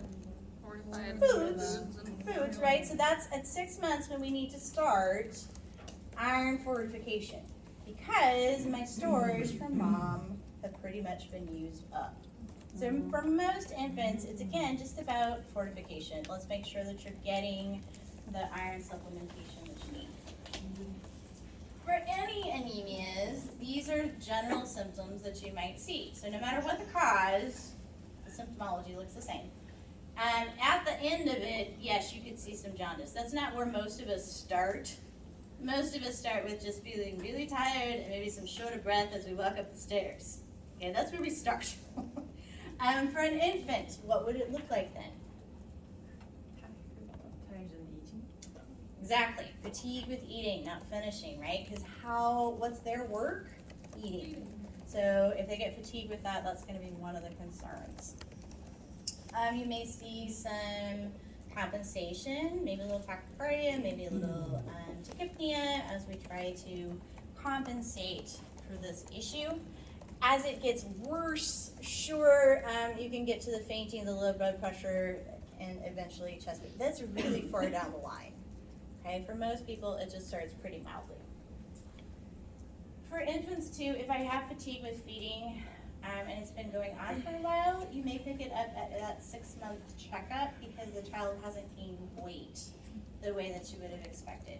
So again, some of those failure to thrive concepts. And that's really what this is, right?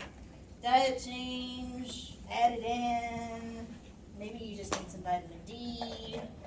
Those are all good things, right? And most of us could probably use additional vitamin D in this room. So does the mom not create enough iron for the baby through breast milk then?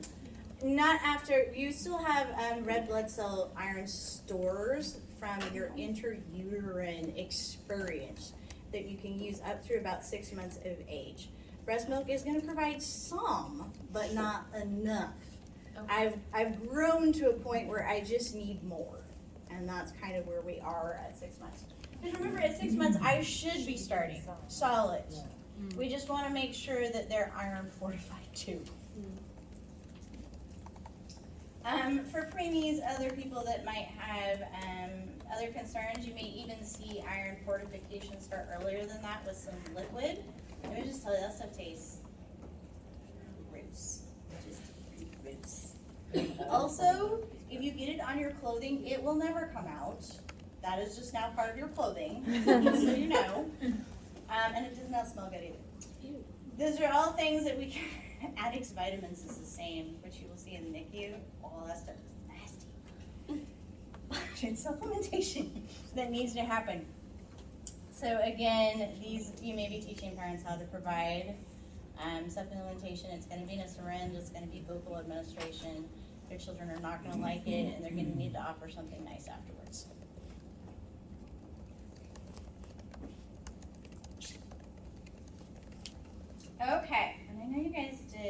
homework too in your groups on sickle cell. So this is an inherited disease process, so something that if you have a family history, yes, you are at risk for sickle cell disease. Basically, we have some red blood cells that are not behaving the way that they should because they're not shaped the way that they should. These differently shaped red blood cells, which are sickle cells or in that C shape, also break down faster than normal red blood cells. So we have a lot of different things that we're thinking of. The sickling or clumping can also have triggers, much like asthma can. Some of those things can be dehydration, an acute infection, or upper respiratory infection, for instance, like a cold. It can also be dehydration, physical exertion, and even exposure to cold or increased elevation. So, you know, if you tried to climb a mountain, yes, you could put the concern with this. When you have this kind of occlusive disorder, it can be really painful, okay, because it's hypoxic pain. It means the oxygen isn't getting to the part of the body that's affected. Sickling doesn't usually happen all over, it usually happens in a particular area. So for instance, it could happen in the left leg, and so you're gonna have some really severe pain in that left leg. It could happen in the abdominal cavity, it could happen many, many places. It's just which blood vessels are affected, okay? That's one of the things that we think about. Because we have to break down and they are destroyed more easily, these sickle cells, again, we're looking at the spleen and the liver as things that might be of concern for us. Okay. When you have a pain crisis, these are some things that we are concerned about. So you can see that some of these are going to be easier to assess and to treat than others. You can have pain in any of the areas, but one of the things that we might also assess, for instance, if you have abdominal pain, is to take a look and see if that lower edge of the liver is increased. Is that something that we see? Do they have a really severe headache? I might be concerned about ischemic stroke. Right? So these are all assessments you're going to make in addition to whatever is causing them pain at the time. Okay? One of the most important that I want you guys to remember, red star, okay, is that there is acute chest syndrome, acute respiratory syndrome. You can see it either way, okay?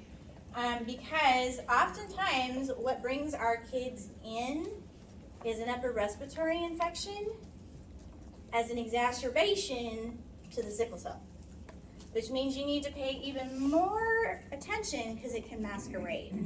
Because we're going to see the dyspnea, we're going to see the cough, we're going to probably see some chest pain with the cough just from the upper respiratory infection. So it's going to be one of those that it can really masquerade, and we're really going to do some very careful monitoring for this particular.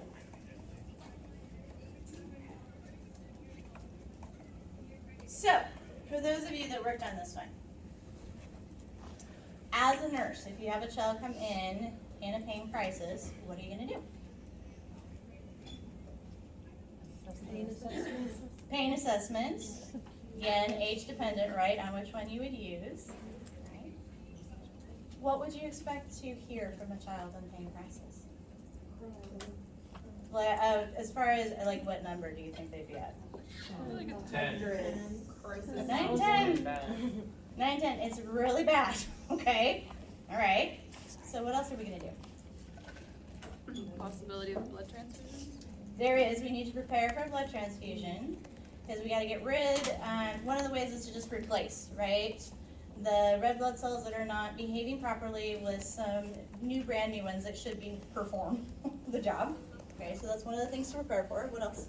An IV, that way we can keep those veins open. Right, so perfusion and hydration, like this, right?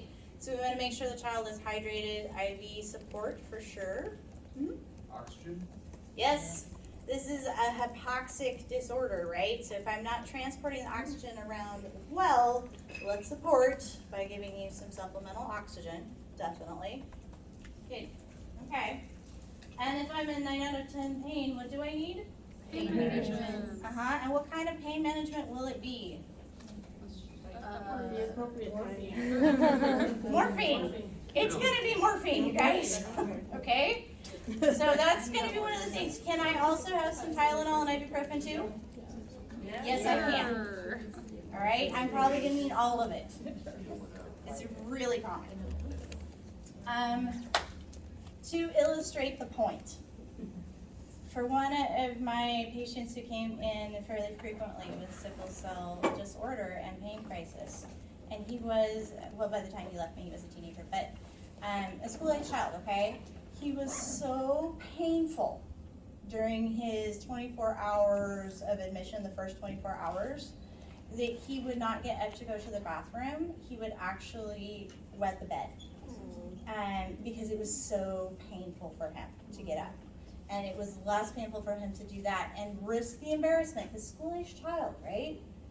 This is not something that you would expect, but that's how painful it is. Okay, so it's excruciating for some of these kids. Not every child has it to that degree, but just for you to recognize, you can give them morphine and they can still be in pain. They're going to need some additional things. So if you're going to give morphine and it's a school-age child, how would you provide morphine? Very Oral with IV. It's going to be IV. That's how we provide morphine most of the time. But more specifically, Bolus?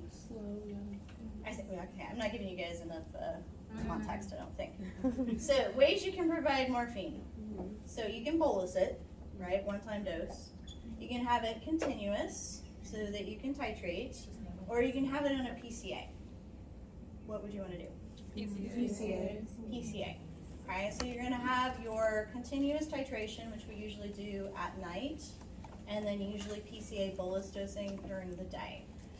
And we want kids to usually be about 7 before we can do PCAs. Before that, we would probably do a continuous drip. Okay? Because we don't want parents pushing the buttons. We want the kid to be the one who's in charge of the pain control.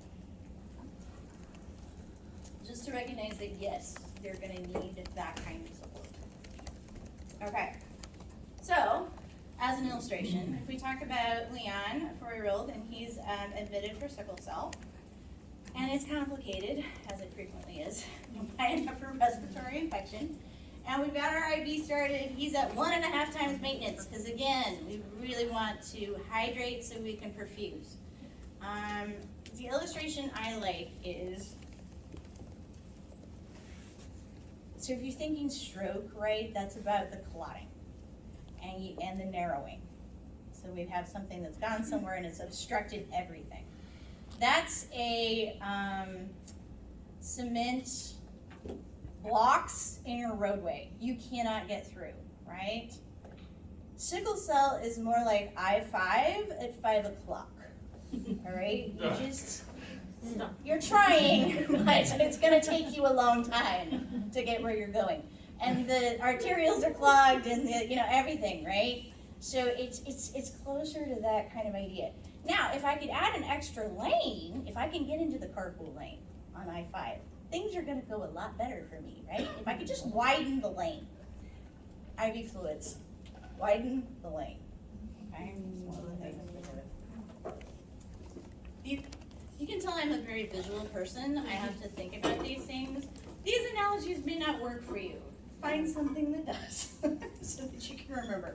Because you're going to have to explain it to a parent or a child at some point. How would you? That's another way to study for your test. How would you explain it to a young child or a parent when they ask you, what does that mean? Okay, how would you explain it? All right, so we've got our vital signs. He's got a fever, he's tachypnic, he's tachycardic, his stats are down. He doesn't want to talk to you, because ouch. But on FLAC, you get him at an 8. Okay? First intervention. Pain medication. First intervention. Oxygen. Oh. Just kidding. So So ABCs still apply. And remember, this is a hypoxic disorder. So a little supplemental oxygen may help. Okay, so that's one of the first things we're gonna do. Then pain meds. I remember they're probably both really near you, so just turn the dial, push the button. It's gonna be fine. Okay? But remember, oxygenation still comes first, even when you're thinking about that. What are you worried about? Probably oxygenation, perfusion, and pain in that order. That's appropriate. What do you think the patient's number one concern is? Pain. Pain, right? Keep that in mind. And you're gonna need to do an assessment first before you went and got additional pain medications. Your parent and your kid are gonna wanna know why. Because their focus is on pain relief. Okay, so you're gonna need to explain to them why you need to do an assessment first. We don't wanna miss anything. We don't wanna have additional complications. Those are things we need to do the assessment first. Remember, nursing process, right? Assessment comes first, then interventions. So you will have to talk to your patient and family about that. Okay, so remember, these are the things that we're gonna talk about for oxygenation. A lot of supplemental oxygenation, usually nasal cannula. For pain, it is going to usually be narcotics plus NSAIDs, and it would be scheduled with the morphine on a titration schedule usually. Hydration, because again, widen the highway, and it helps with that perfusion. And then treat any symptomatic infections that you need to. Okay.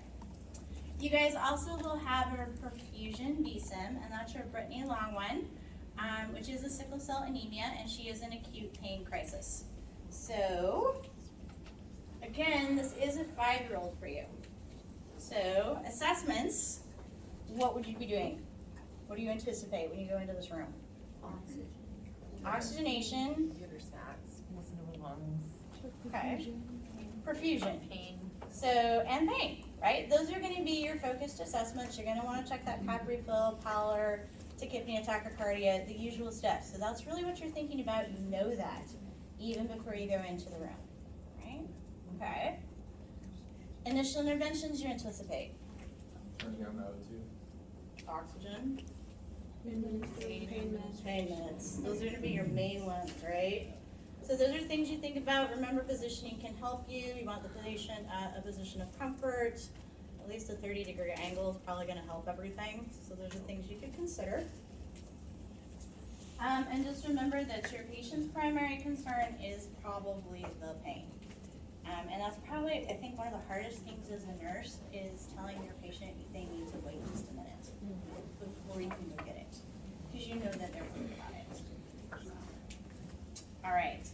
You will also have a reflection for this one as well, and then a debriefing. Okay. As you guys anticipated, one of the treatments that we can anticipate giving for our sickle cell patients is a transfusion. Just a brief reminder that this is a 2-nurse check for any of this. Leave your paperwork at the bedside so you have it. And then be ready to assess for infusion reactions. So, just as a reminder, what does that look like? This, okay. I think for adults, we usually say, hey, you know, I had a sense of impending doom. Isn't that one of the ones, right? Yeah. Guess what? Your baby is not going to tell you that they have a sense of impending doom. So you're going to be looking for variations in those baseline vital signs, and for parents to talk to you about alterations from their child's normal. Okay, those are things that we would think about. If you see anything like that, first step, stop giving the transfusion. Usually we have this hooked up on a Y line so that we can run normal saline while we're getting additional orders. You do not want to run nothing because you have blood still in the line. It will clot up and you will lose your sight. So you do need to run something through the line. Normal saline is going to be that something. Once you've done that, we can give some additional medications. If the reaction is mild, you may restart it back up at a slower rate after giving Benadryl. That's quite possible. It depends on how badly your patient needs it. Okay, so those are things to consider. All right. Another congenital disorder to just kind of have in the back of your mind, we don't see it as much anymore, but hemophilia is still out there. Usually exclusively males that you'll see this in. We do newborn screening for this disease as well as sickle cell and any other clotting disorders that should be part of that newborn screening package. If you're curious, you should definitely look it up. There's a ton of stuff that we are screening kiddos for just by doing those heel sticks. It's quite impressive, actually, from just the heel sticks. If you were not screened at birth, for whatever reason, on birth, never made it in, I don't know. What are some other ways that we might be able to see this and see it as a possible diagnosis?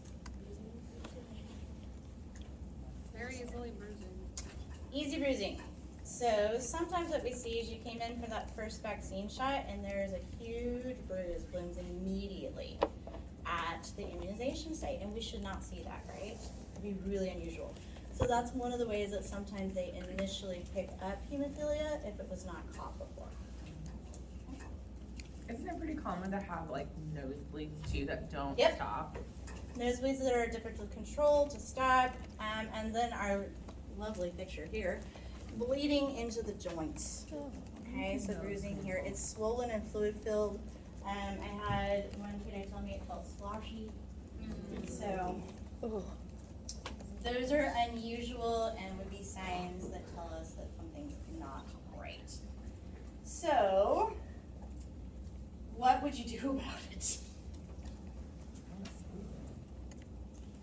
You worried about DVTs? We would think about that, but basically, if this is a clotting disorder,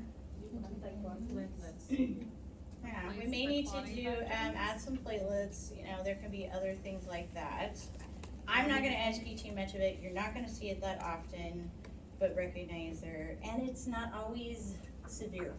There's a lot of different levels. But we try not to have the bleed, is the thing. So especially this comes up for you is if you're going to have a patient go to surgery, it's one of the things you would screen for. Do you have, right, prior to having it going? Okay. It's probably as much as you need to know for me. Know it's out there, it's newborn screening for it. Deal with it if it comes up. I try to tell you guys, there's the nice to know and there's the need to know. I've won in my whole practice with hemophilia. Visiting from another country, so. Reduction or destruction of platelets versus clotting mechanisms. So we do see this one because it can be acquired. Petechiae purpura, hematomas. I like this picture because you got all of them in one picture, which is kind of fun. This one's my favorite one. Idiopathic thrombocytopenia purpura. Just try to say it fast. You can. So we say ITP. And it does acquire, it's a fairly frequent one. We're not exactly sure, but again, we think this is an autoimmune reaction to a virus. So you get this after you've had something else. We're just really not sure. And it's classic because of the easy bruising and because on labs, we'll see platelet counts way low. Supportive treatment, it could be IV, IG again. Sometimes though, they don't even need to come into the hospital, we just support them outpatient. And most of the time they will make a complete recovery. I think most of us know at least a little something about leukemia. It's common enough and in the news enough that usually you have a little bit of information. It is the only one I'm really going to cover for you as far as childhood cancers. Certainly there are, well, that's not true, there's one other one, but there's like, I want you to know one thing about it. We'll talk about it in GI. You will talk more about this in 5th as far as general cancer treatment. It doesn't change in kids. Cancer treatment is kind of cancer treatment. What do we do when you have cancer? Chemo. And radiation and surgery, right? That's what you do. So it doesn't really change. What changes is development, right? So considering how it's gonna affect the development. So we're gonna take this one because it's the most common, but remember the concepts go out, right? Depending on what it is. So for this one, it's hitting the bone marrow, and we have, all of a sudden, it's like somebody changed the factory over and is like, hey, instead of making all of these different kinds of blood cells, no, we just want you to make white blood cells, and we want you to make them really fast. And it doesn't matter if they're good or not, just, kick them out. And that's really what's happening. So you have immature white blood cells to kind of the extent of everything else, which means that if I don't have enough red blood cells, I'm not carrying oxygen very well, right? So then it relates into your oxygenation perfusion. And that's really how you get anemia from this. If I have only white blood cells, does it mean I have a lot of platelets going out either? No. No, so bruising, right? So those are the things that we think of. So again, if you go back to that dimmer switch, the bone marrow has been ramped to high, but just for white blood cells. And they're not even making very good ones. They're just get out. ALL and AML are your most common of even this cancer type, because again, you can break it down into a couple different ones. So if you're gonna look at this clinically as an example, we have a 4-year-old presenting to the pediatrician. She's had a low-grade fever for about a week. She's pale, she's got some bruising, some general malaise or fatigue. And we diagnosed an ear infection and started on some antibiotics. But it didn't really get better. So 5 days later, we come back. And this time, the doc notes some additional things and wants to do a CBC. And the results come back that, yeah, we're low on everything but white blood cells. Okay? So those are the things that we would look at. So even though that's really suggestive, and we don't like that, how you would diagnose this is actually a bone marrow aspiration. So that's how you would confirm it. We're also going to do a chest x-ray because why? I want to make sure it hasn't spread. Okay, so those are the things that we're going to look for. For a bone marrow, we're basically doing exactly what it sounds like. We're aspirating some of the bone marrow, we're sending it off to the lab to get looked at. Okay? Does anybody know where you get that from, how it works? Is it your spine? It's not your spine. We need a big bone for this. Femur? It's usually the femur. For an older child, you might be able to use your arm, but most of the time it's the femur. That's our favorite spot. Anybody think that getting a giant bored needle into your bone feels like a good plan for the day? No. So a lot of what I want you to think about as far as your nursing interventions is explaining why this has to happen, and trying to make it as tolerable as possible for your patient. Generally, it can be an outpatient procedure, but we are going to do some light sedation for this, because ow! Light sedation, depends on the age of the child. It could be greater sedation, and local, right? Local anesthetics are the same. Doesn't mean that when that wears off it's comfy, it's not. Right? So those are things that we think about. What do you think your family's feeling, knowing they need a bone marrow aspiration to check and see if it's leukemia? They're freaking out. Because they've heard, just as everybody has, that leukemia is not great and this is going to be a long haul. And they worry, is my child going to die? Those are all things that are going through their mind. And it's going to take a while for the results to come back. And that whole time, they're gonna suspect the worst, but they're still not gonna know. And that's awful. The not knowing part is really hard. So those are some of the things your family's feeling. And it's okay to say that. A lot of times when families go through this, they may be feeling this. Have you talked to? Do you have resources, support? Okay. For us, in our area, we are really lucky. We have a children's hospital right down the road. There are most people in the state who are not that lucky. There's usually one children's hospital per state. One, okay? So there's one in Seattle. Does anybody know where the other one is?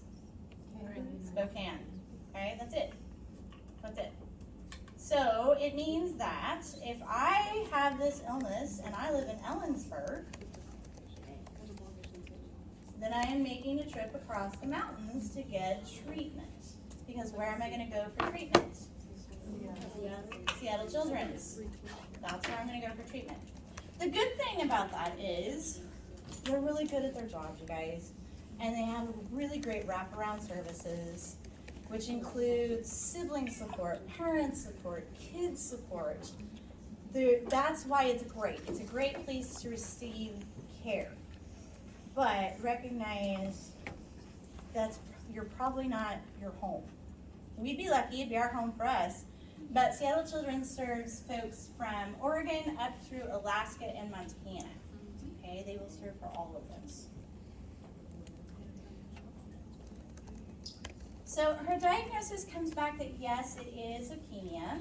The induction phase is about a month. That is all inpatient treatment where basically I am trying to kill all of the cells and start over. That's kind of the idea. So I'm going to be inpatient getting chemotherapy and or radiation therapy for a month. Again, think about if you lived in Ellensburg. Okay? That means that one parent is going to have to leave their job, their home, the other kids, and stay with that child at Children's. While the other spouse, if there is one, right, tries to take care of things at home and apparently work for both people. That's really what that looks like. Most families are a two-parent income if they have two parents, and they need that income. This is a big issue, okay? Especially if you work a job that maybe doesn't have a lot of parental leave, sick leave. Maybe you lost your job because you need to stay with your child. Okay? These are things that you also would be considering as a nurse and supporting people to get resources. So we have McDonald's, Ronald McDonald's House, which is one place that parents can stay, but most of the time you're staying with the kid in their hospital room, right? Yay! Your sleep is so awesome. But that's what it looks like. So, again, if you happen to be a nurse, remember, parents are going to be irritable and cranky. And they have good reason, okay? So just, it's not you.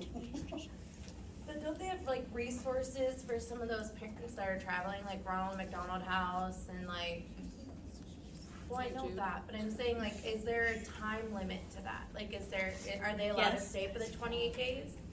Maybe. Or are they like, hey, you have 2 weeks here, figure your life out? Possibly. Okay. Because remember, resources are finite. So, and Ronald McDonald House only houses so many people. Okay. Oftentimes, Children's has an entire lot devoted to RVs. You might drive your RV and park and stay, and maybe that's what you're doing as far as your housing. St. Jude does that too. Yeah, for housing. Huge. They have options, but remember, it's not going to cover everything. And there's been, I don't know if you guys read this, but there's been some kerfluffle about St. Jude's lately, about what they said they're providing and what they actually provide.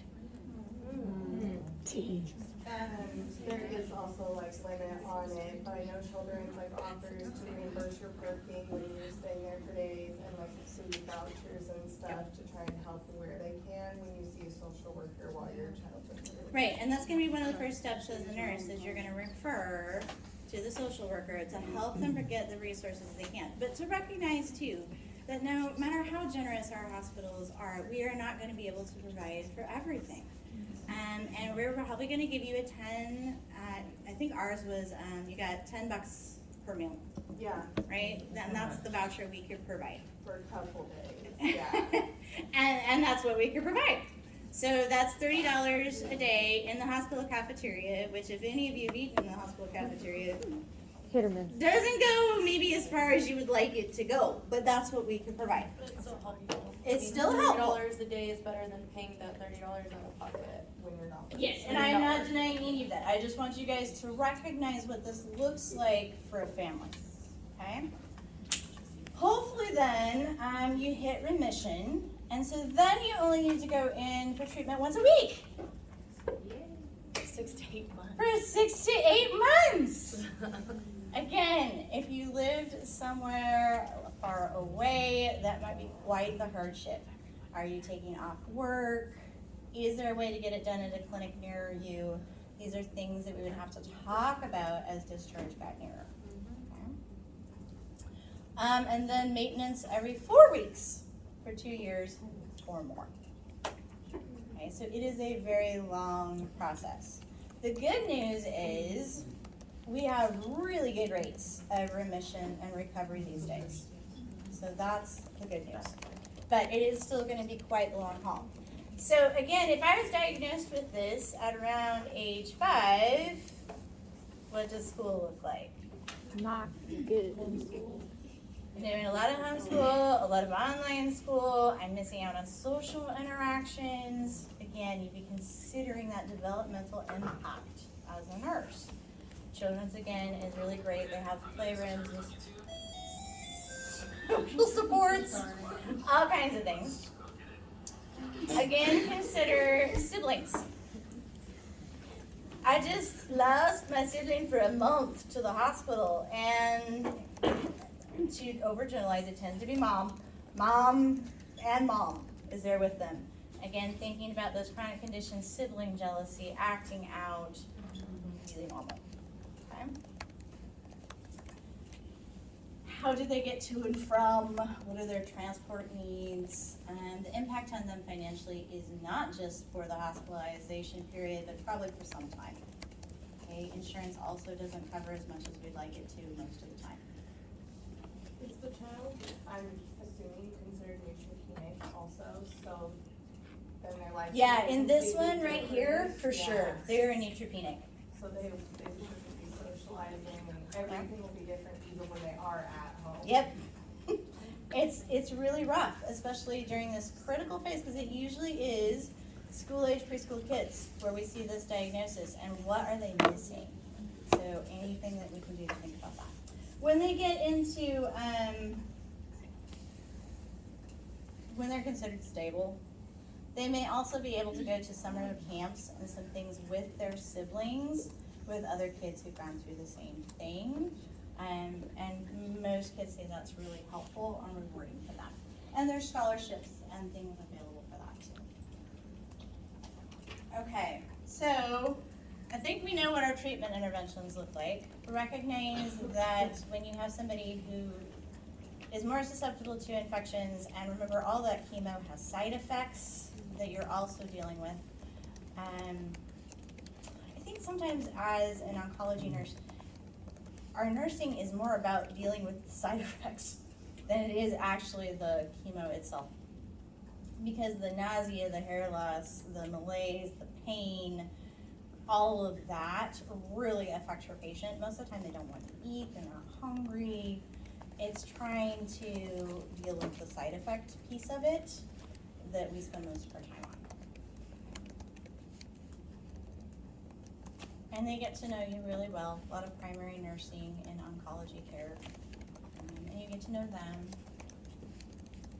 It's for those nurses that want to go into it, can be a very rewarding field. Angie spends a lot of her day with oncology patients and children's, and can be a great one to ask about this in more detail if you're curious. That's also where I did my senior practicum, is at Children's Hospital in the oncology unit. So, to your point, initial priority, right? When you see an immunodeficient child come in through the ED, what do you want to do first? So we need to protect them from us. So it will be full isolation that we will be wearing because we're trying to protect them. Okay, so that's what neutropenic precautions means. All right. So let's take a look at case studies. Oh wait, no, we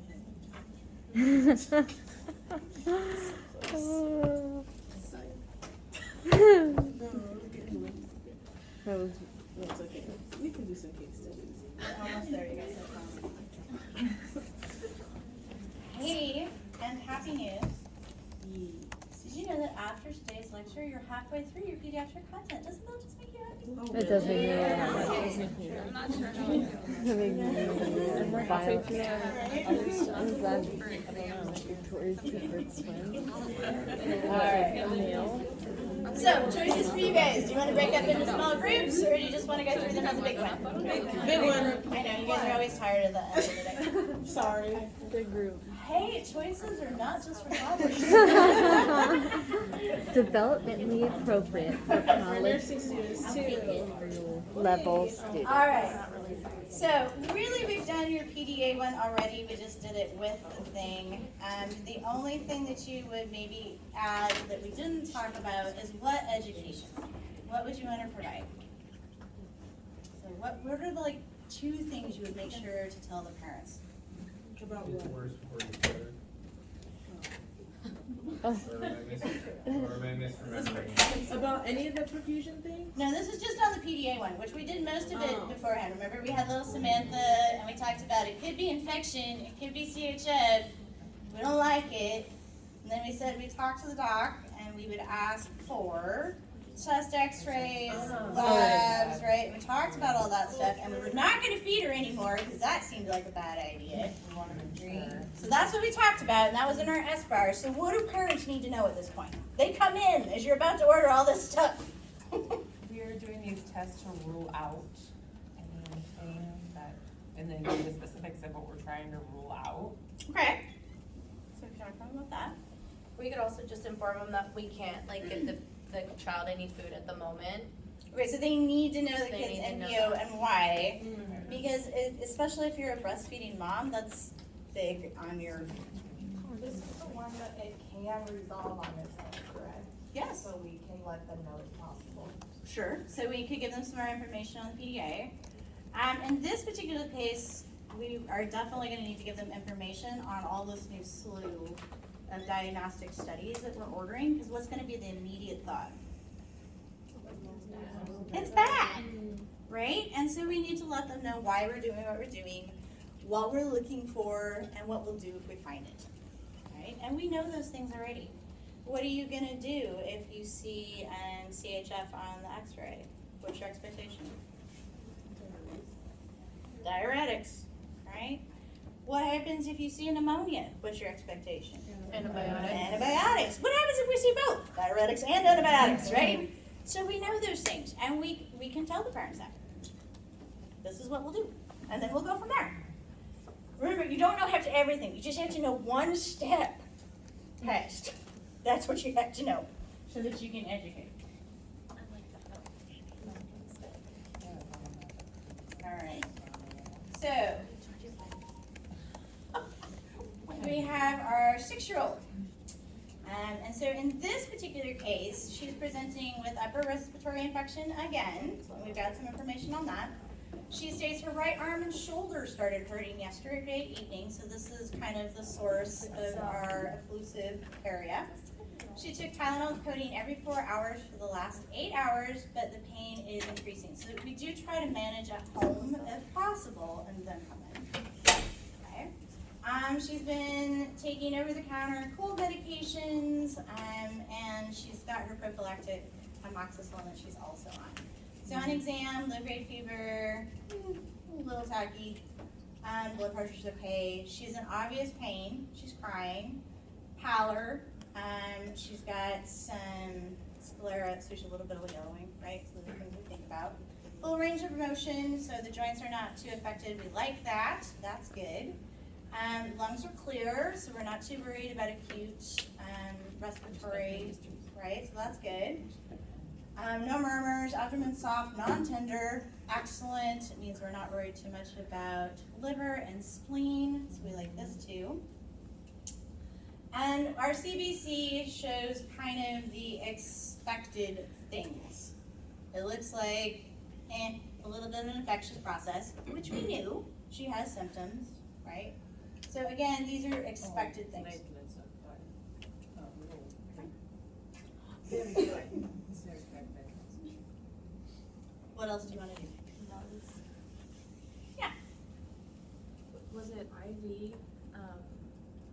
Was it IV? No. I'm thinking of something else. Never mind. Okay, so we're still on assessments. What else do you want to assess? O2 sets.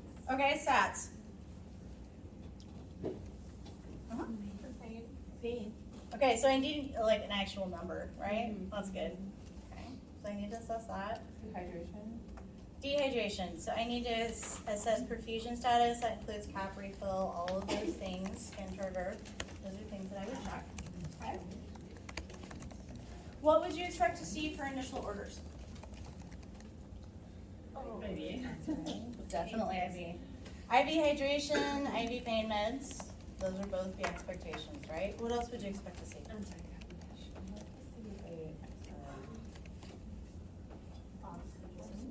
Okay, orders for oxygen, keep sats greater than something. Sometimes it's like anti-inflammatory. I would expect to see some NSAIDs for pain management. Yeah. You said there was nothing, like on there, it said there was nothing wrong with the liver enzymes, but wouldn't, if the sclera is turning yellow, wouldn't that be a problem with the liver? It says that it's not big. That's what it said. Is that but we haven't. It didn't say anything about labs. Would we do like a lab Yeah. on the liver and the spleen? Yep. Okay. So again, think about what other diagnostics would you expect. So probably a full chem panel for sure.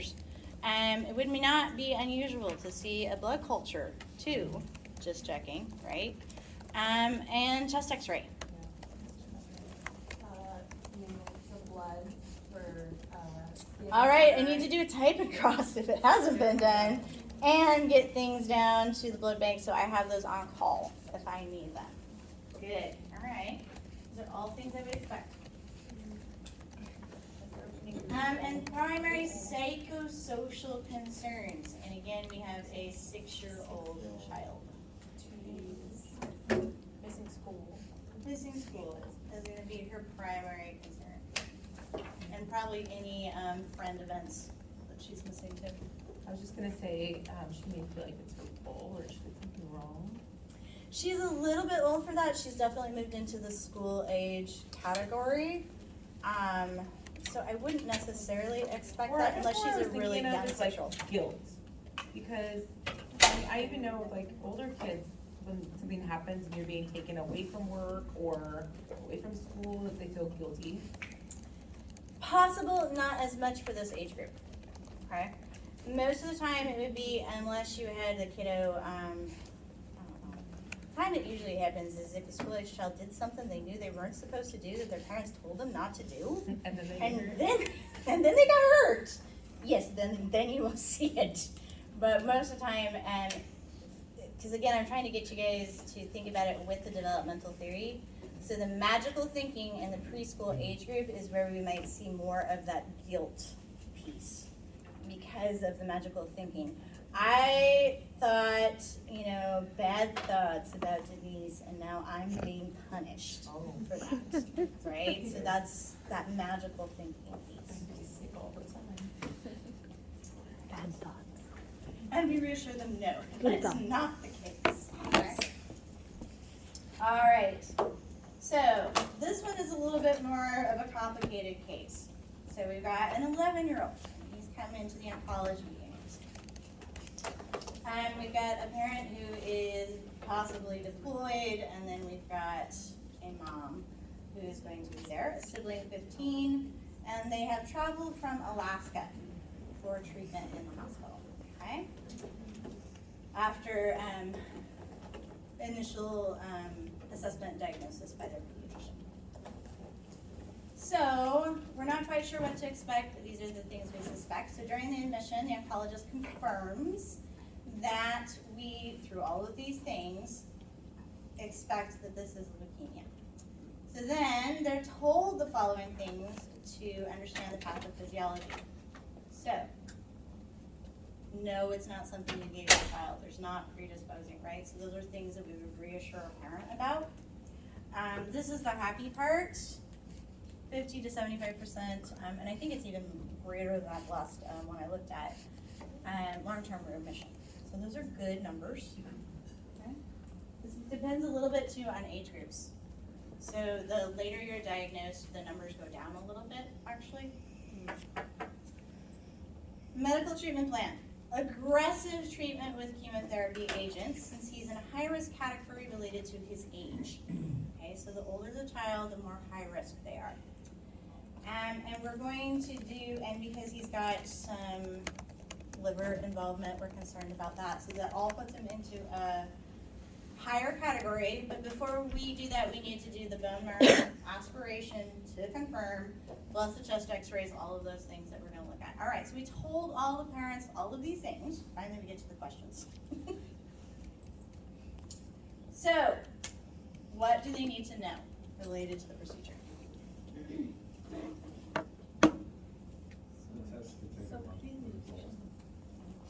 Long time for results. It's not usually that long, especially if I'm inpatient, but it's gonna be at least a couple days. It's gonna hurt. And here's what we're going to do to mitigate that. Right? So they need to know that we know that's a worry, that it's gonna hurt, and here's what we're gonna do for you. Okay? And here's what we'll do afterwards to make sure that you're comfortable. Those are all things that are gonna be helpful to a parent and to a child to reduce anxiety.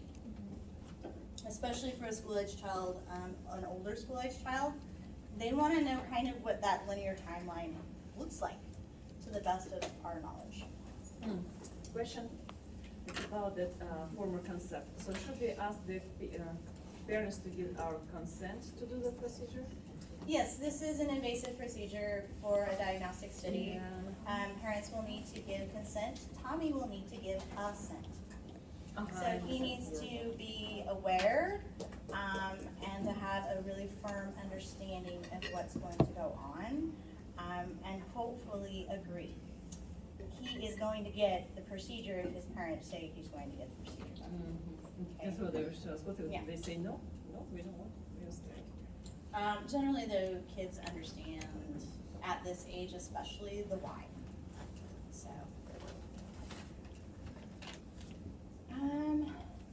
So if the parents ask you about complications, is this the time to talk about all the possible things that could happen? No. No. What are the minimum things you would talk about?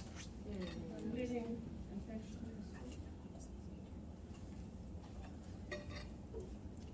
Treatment side effects of the chemotherapy. Oh, you mean chemotherapy? So it might look a lot like that slide you looked at. Well, initially, if this is, right, we will start with 28 days of treatment, right? And then after that, you would move to this. While you're in the hospital with us, here's what we'll be managing your symptoms, right? So those are the easy things that we can talk about. So again, just a general overview is all that we probably want to do right now, okay? Because we just don't know enough to be able to go more.